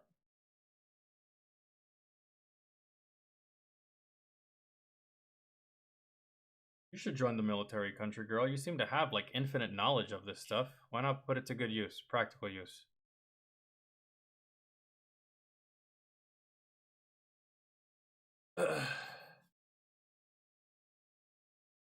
Oh, okay.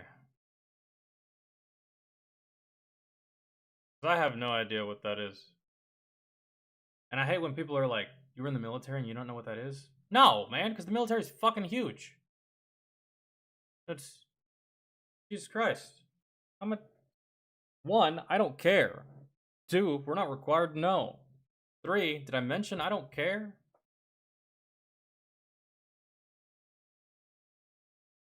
Oh, taking souls in the Shadow Realm.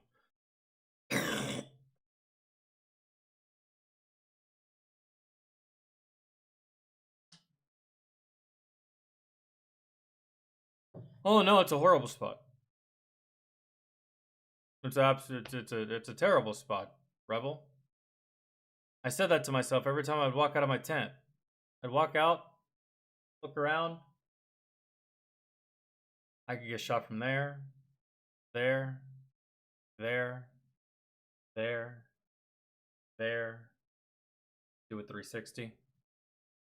There, there, there, there. Fuck, man, I can get shot from everywhere. Yeah, this is exactly how I felt at my FOB, my first tour. Every time I walked out of the tent, every time I was outside, anytime I was doing anything, I was just looking at all the places that just a random bullet could come from. And it ain't that far. From our FOB to these mountains, it's not that far of a walk. It's not that far of a hike. From the very bottom of our FOB to the very top of one of these mountains, we could make it in like 20 minutes. man. It make it faster if we didn't have full kit, helmet, weapon, all that stuff. But like, because we had A&A up on these mountains, and that's why we felt safe, right? Because we had A&A on these. I forgot to mention that, bro. We had A&A on top of these mountains. They had little outposts. So like, mountain surrounds the FOB, right? So right here, here's the A&A outpost. Right here, here's another A&A outpost, and here, and here, and here. And basically, it's Afghan National Army, and they man these outposts on top of the mountains, and they're essentially, embarrassing to say, they're essentially our first line of defense. Like if anyone tries to make their way on foot through into our FOB, and they don't want to use the front gate, because you use that front gate, you're dead. You're not making it through the front gate. But what you can do is you can attack from these mountains very, very easily, and you can hide in these mountains very, very easily. There's a lot of caves in these fucking mountains too. And so every time I was outside, I was just like, what if that A&A motherfucker up there fell asleep? What if he got super stoned, man? I know they keep a whole bunch of weed up there. What if he fell asleep? What if he passed out?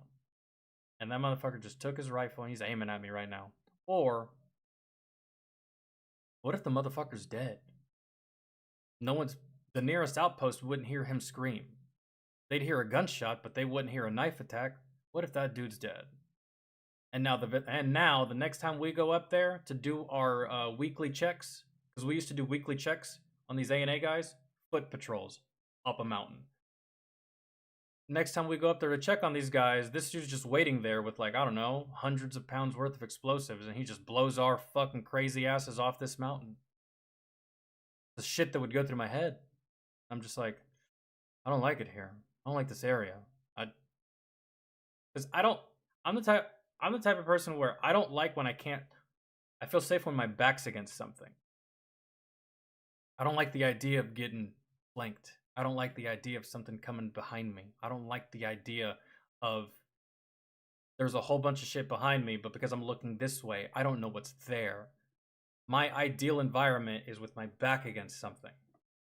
My ideal fighting style is with my back against something. Some people might not like that because they might feel like they're getting pushed into a corner. No, not me. It's actually the exact opposite. I feel safer and I can move a lot more because can't nothing come behind me. So now I can focus everything on you, right? That's like my ideal, but no, I'm not there, man. It was just 360-degree threat all the time. And I was like, this sucks. But we had artillery guys, and man, they would just paint these fucking mountains all day. We'd have to radio up to the A&A guys like, hey, we're dropping some shit. And they were never in any danger of the shit that we dropped. They were too high up. But still, it was a good time.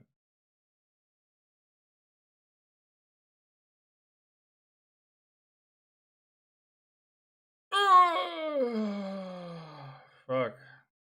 No, the mountains were not that far at all. They weren't that far away. From our FOB, you could start your ascension on the mountains. It was like mountain, mountain, mountain, mountain. And as soon as it begins to level off, that's where our FOB starts. And then levels off, FOB, FOB, FOB, FOB, FOB, FOB, FOB, mountain, mountain, mountain. And that's not even the worst place that I had ever been. The worst place that I had ever been was an outpost that I went to that was manned by I think it was like half a platoon of infantry guys. And these infantry guys were down bad. They were down bad, bro. They needed water. They needed food. They needed ammo. We were like, we'll help you out. We'll bring you some shit. We brought them some shit. We stayed the night at this outpost, provided additional security, because they just kept getting attacked. Provided additional security for a couple days, and then we left. However, I noticed very, very quickly why they were getting attacked, and why they were getting attacked so vigorously. Bro, the ease that it was to attack these guys. They were not too far off of a major highway, like a road. They were not too far off the road. they were slightly up a hill, right? And up this hill, it was like flat area. And you could basically walk up this hill on this flat area in like 2.5 seconds. And it was a tent, their little command center, probably their BDoc, and then some like a shipping container in the middle, and then they had C-wire, and they had HESCOs towards the front, and then they had C-wire towards the top of the thing, and I'm just looking at it, and I'm just like, dog, like they could just walk up on, like, dude, it was so easy. This is how easy it would have been to kill all those infantrymen, like this. Say I'm terrorist man, I'm Taliban. I'm walking. Oh, is that a hole? That's a big hole. I wonder what's down there. Oh, Americans. Well, hello. That's literally how easy it would have been. For real. And I was just like, how the fuck, man? Like, and these infantry guys, they were living rough too. Like, they had no bathrooms, they had nothing. So to take a piss, you'd have to dig a hole, shove some PVC pipe in there, you take a piss. For shits, you dig a hole, you get your e-tool. That's how they lived. And food, nothing but MREs. There was no phones, there was no internet, there was no nothing, there was just nothing. It was just nothing, no porta-johns.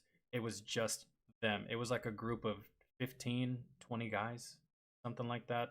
No showers. To shower, you had to get a water bottle, poke a whole bunch of holes into it, and hang it on a hook, and you shower, and when the water runs out of the water bottle, your shower's over. That's it. That's literally it, bro. Like, and that's what it was. I was like, have y'all not talked to anybody about like y'all's location? This spot is just, I mean, I thought my spot was bad, but god damn it, guys, like, who put y'all here? And they were like, hey man, chain of command, bro. I don't know what to tell you. I was like, well, I got something to tell you. They're fucking you. Like, this is obscene.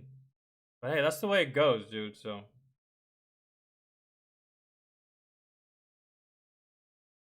They tell you to go somewhere. You don't say why. You just say, alright, I'm on my way. That's literally it. So, kind of shit. Shoemaker. Is it Shoemaker or Schumacher? I guess I never really stopped and wondered. I suppose. God, look at her lips. Shit. How can you... How is that even... No.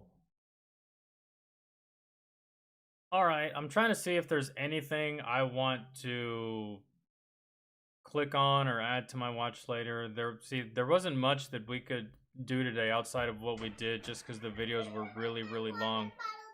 I don't have your water bottle, mama. I don't. Yeah, well, you're gonna have to look for it, which means using your eyeballs. I know. What a tall order that is. You must be so upset. Chances are it's right in front of your face.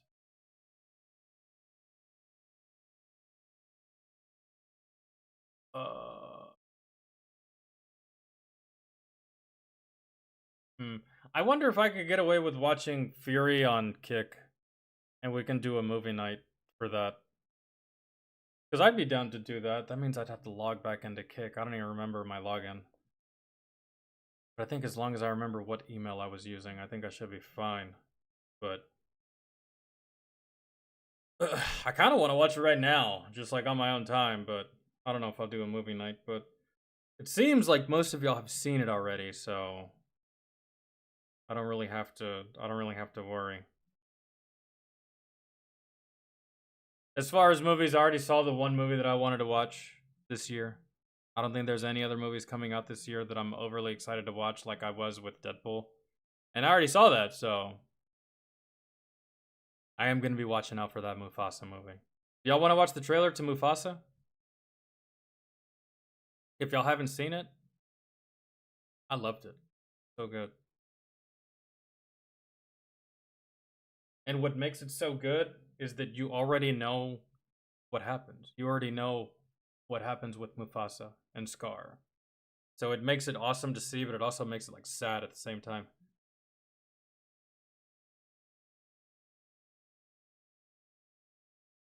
Charlie Kirk shuts down arrogant college students. Like a Tuesday, right? Right? Dude, I kind of want to see what that's about. 0 men attending speed dating. If we're going to watch something else, I kind of want to watch something that I want to watch, if that's okay with you guys.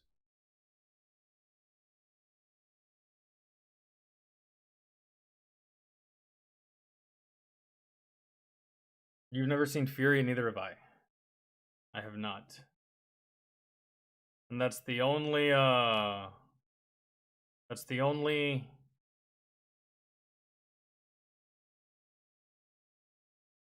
what the fuck were we talking about?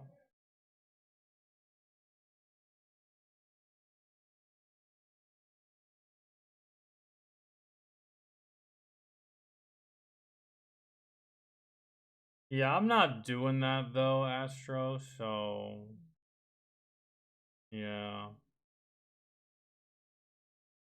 Yeah, I know, Christian, but I kind of want to watch something I want to watch. And I'm not overly all that crazy interested in alien stuff like you are, you know what I mean? So, like, just wait a second.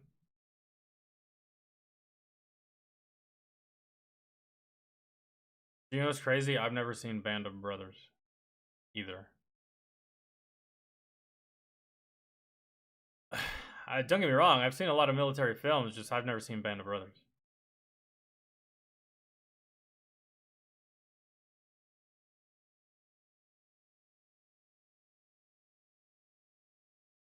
I didn't even know there was a series. There's a TV series? Oh, we saw that. The PT Belt Inside Joker Conspiracy. It's just an inside joke.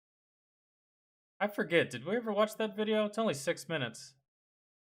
About the PT Belt Inside Joker Conspiracy? Fucking stupid shit is what it is. I'll never understand. What's the PT Belt for? So that cars can see you. Reflective, right? Protect yourself against traffic. However, the roads that you're running on when they make you do PT, they shut down the roads.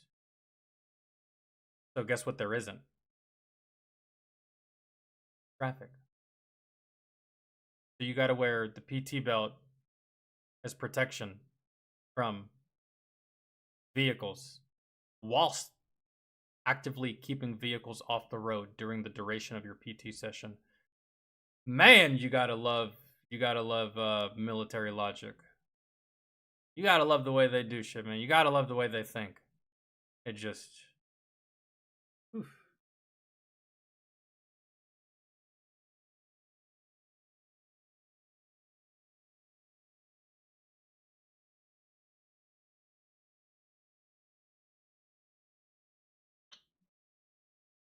Yeah, what exactly is that?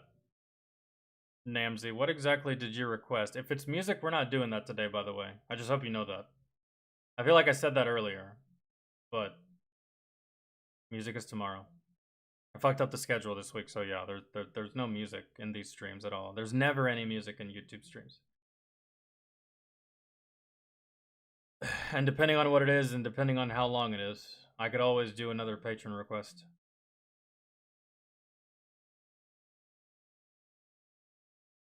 I mean, maybe we can do yours, Christian. But just know, bro, I just really don't care about this alien stuff, man. Like, you might, and that's great. I'm happy for you, but I don't.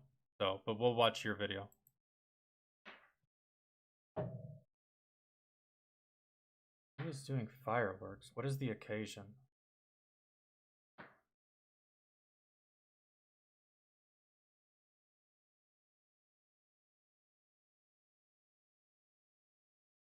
Alien theory, Earth survivors, accounts of the Earth War.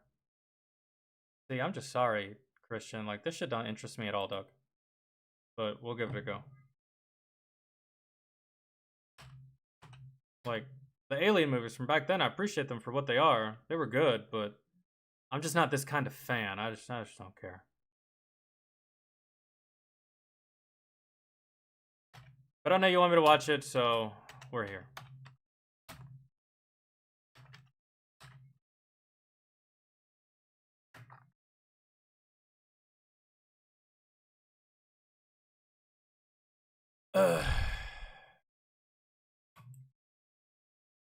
History is made here at the Tour Championship.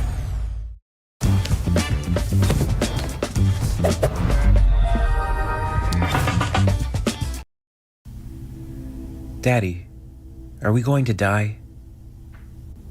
We all die someday, honey. It's the way of things. But it's different now, isn't it? It's all different, Amy. I wish you could have seen it before, when your mother, when she was still... I still see Mommy when I sleep. She tells me to be a good girl. Sometimes I think I've been bad, and that's why they took Mommy from us. Amy, no. Gateway Station held precious few of Earth's refugees, contact with the conquered planet being at a minimum. It was uncertain how many more humans were left on Earth, or the unthinkable circumstances in which they had to survive. Newt had not forgotten what she'd seen on General Spears' base. She knew the little girl she had seen must still be alive.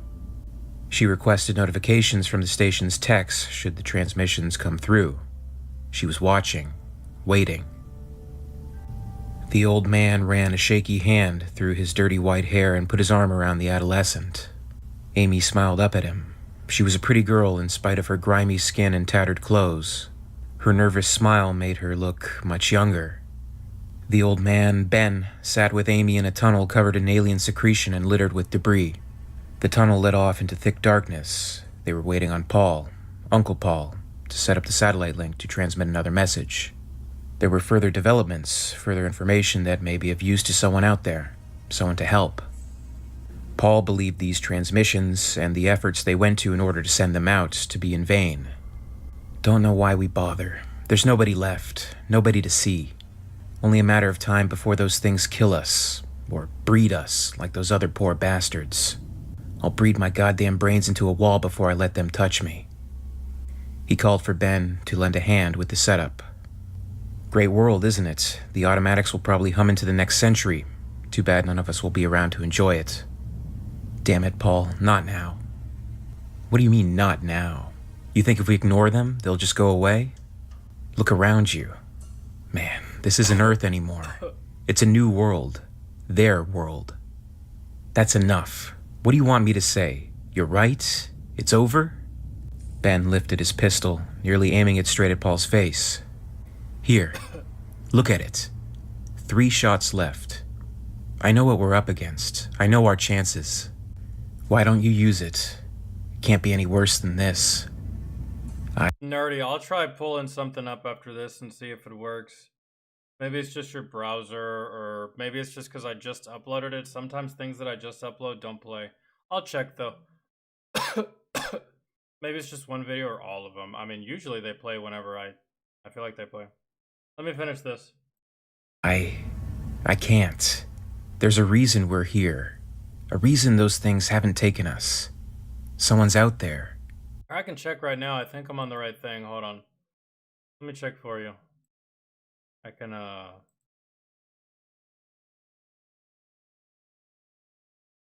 pull this up. Usually...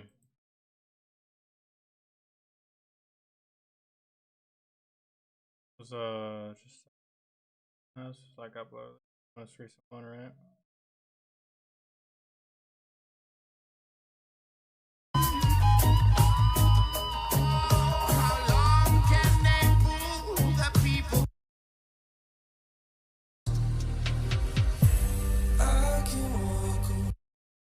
Follow. I appreciate it. I hope you're having a good Friday. It's working good for me here. Let me check another one. This was the most recent one. Let me check one from, it was like 4 days ago. I haven't uploaded. Oh no, so let's check this one. This one's from a week ago. Let's see if this works.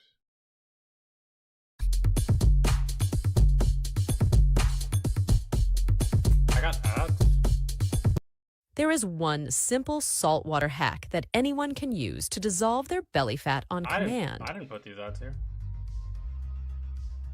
Yeah, man, I don't know what's wrong on your Right end. now, at this stage, Seems to work on my end.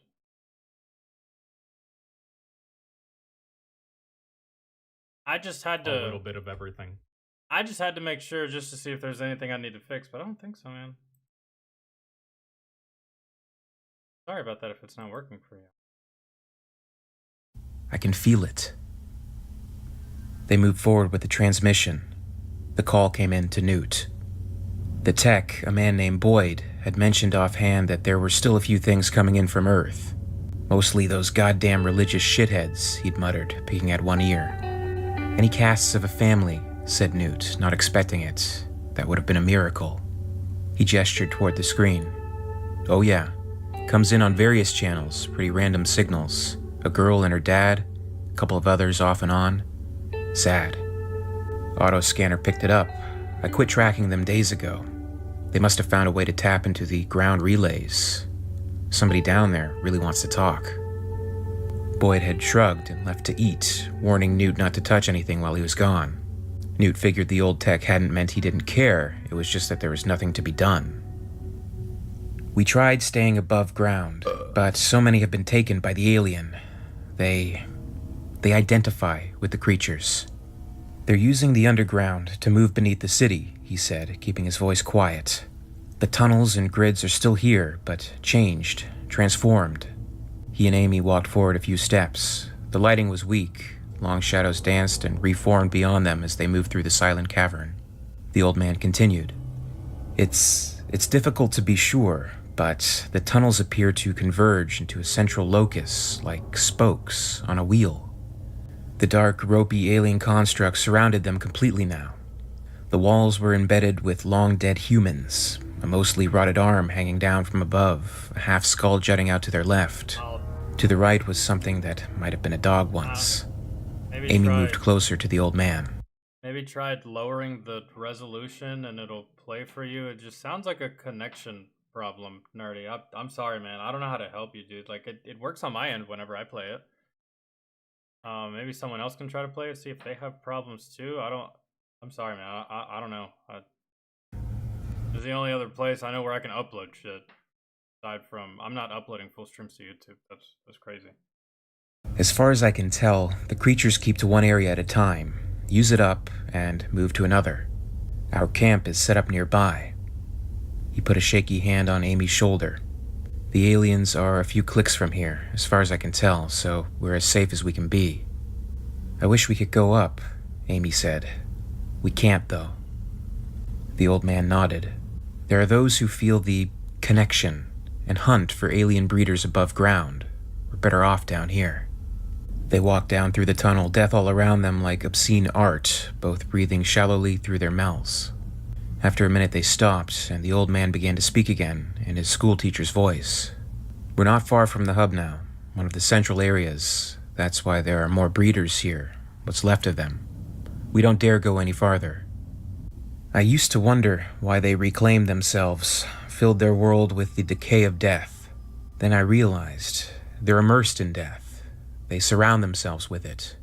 Perhaps that terrible sheer finality is the only thing they understand. We heard stories from the other cities about the alien breeders. Dozens were found and destroyed when we first had hope, but they said the creatures bred in isolation to protect their nascent eggs. This one's exposed, in the open, as if she's waiting for something. Amy shuddered slightly. Can we get out of here, Daddy? It doesn't feel right. He looked around warily and then smiled at the child. Yeah, okay. Let's get an early dinner. They turned back to the tunnel, the old man letting Amy take the lead. Did you know that almost half of black-led brands are discovered by word of mouth? A hand shot out from the dark wall and grabbed him. Amy let out a single high-pitched yelp. The old man fell. Another voice came from the darkness. "Oh shit." "Paul," shouted the old man, and he ran to help him. "Get it off me. Get it off." A breeder was strung into the black secretion there, close to death. It had once been a woman, and now was barely animal, its eyes insane. It held tight. "Daddy," Amy breathed out, chest hitching. She started to sob. Both Paul and the old man beat at the woman's hand with their fists, but she would not let go. Her face was bloated and almost black. Paul looked toward the hub. Somewhere, maybe far away, there were clattering noises. "Listen," she rasped out, her lips bleeding and cracked. She wants you. She wants to touch you." Paul stood and kicked at her hand. The thing's wrist snapped cleanly, and the old man scuttled backward away from the dying creature. She didn't seem to notice that her hand was hanging off by her wrist. She didn't seem to feel pain. The old man stood, and they backed away from the mad breeder. "Look what it's become. So beautiful." She closed her awful eyes. "Soon," she whispered hoarsely. "Soon, soon." The terror was there on all of their faces, her final words seeming to echo around the trio. It was then the alien emerged from its decrepit host. A shot fired, giving the parasite a moment of hesitation before it could fully escape from the bloody cavity from which it birthed. Another shot. It was Amy. 3 shots. Daddy said 3 shots. "Go away." The final shot burst the creature into pieces. "Just leave us alone," she yelled. The old man grabbed her frantically as he gasped to catch his breath. They had to have heard those shots. "Let's go." The screen went to static. Newt found her hands clamped to the arms of the chair so hard her tendons creaked when she managed to loosen her grip. She shook her head back and forth, almost without realizing that she was doing it. A denial of Amy's pain, of her own. "Not again," she said, feeling like a little girl herself. Her own childhood of running and hiding on Acheron had never seemed closer. Everyone gone, dragged away screaming to be food for the creatures. A flood of memories hit her, crouched in a ventilation duct while a fat man with bleeding ears howled in fear and pain a few feet away. Gunshots and shouts in the middle of the night, blood splattered in the dark hallways, and always the terror. The constant, aching terror and hopelessness, the certainty that she would be discovered by the monsters and eaten, or worse. But Amy was alive, a few years older and still alive. Maybe Ripley's plan, whatever it was, could mean helping Amy. The same child, now older, she had seen in the casts when she and Hicks had been trapped on that mad military asshole's base. Newt took a deep breath and let it out slowly. She saw herself in that little girl on Earth, and would do whatever she could to save her. Anything. In this series, I'm recounting the Earth War as depicted in the Aliens comic series. The accounts are explored as originally published, despite certain names, locations, and other... Okay. Sounds good.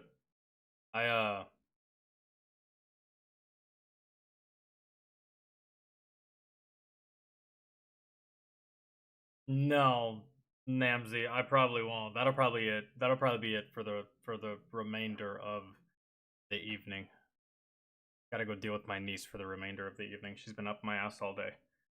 So, all right. The Alien comics are largely considered canon. I didn't even know they had comics, man. To be honest, I watched the movies as a kid, and I like the AVP movies. Well, that's about it. I don't know who was who in this video. I don't know what was what. It said alien theory, so maybe this is like just theories, made up shit, different universe type stuff. Like, imagine, like, what if? I suppose. But no, we'll be live again tomorrow on Twitch. We'll be doing music. And then Monday again here on YouTube, where we'll be doing this again. And Namzi, I should be able to check out that video, because I'm gonna make it to where we're doing normal videos. See, this is why I opt to not do videos longer than 40 minutes or even longer than 30 because then this happens. I don't get time to get to everything. And there was just some things that I wanted to watch too that we just didn't get a chance to. That's fine. Music tomorrow, and then we'll continuation on this on Monday. All right. So if I see you tomorrow, I see you tomorrow. If I don't, enjoy your Saturday, enjoy your weekend, and I will see you again on Monday. All right. If y'all need anything, y'all can hit me up on Discord. All right. Discord's free to join. And yeah, if you're a patron, you get more shit that goes along with that. But yeah, if you're not in Discord, feel free to join us on Discord. And if you need anything from me, you can add me or DM me. I'm here all the time. I always have my Discord open, either on my phone, this computer, or my PC. Sometimes all three. But all right, love you guys. See you tomorrow. Enjoy the rest of your evening. And again, if I don't see you tomorrow, enjoy your weekend. All right.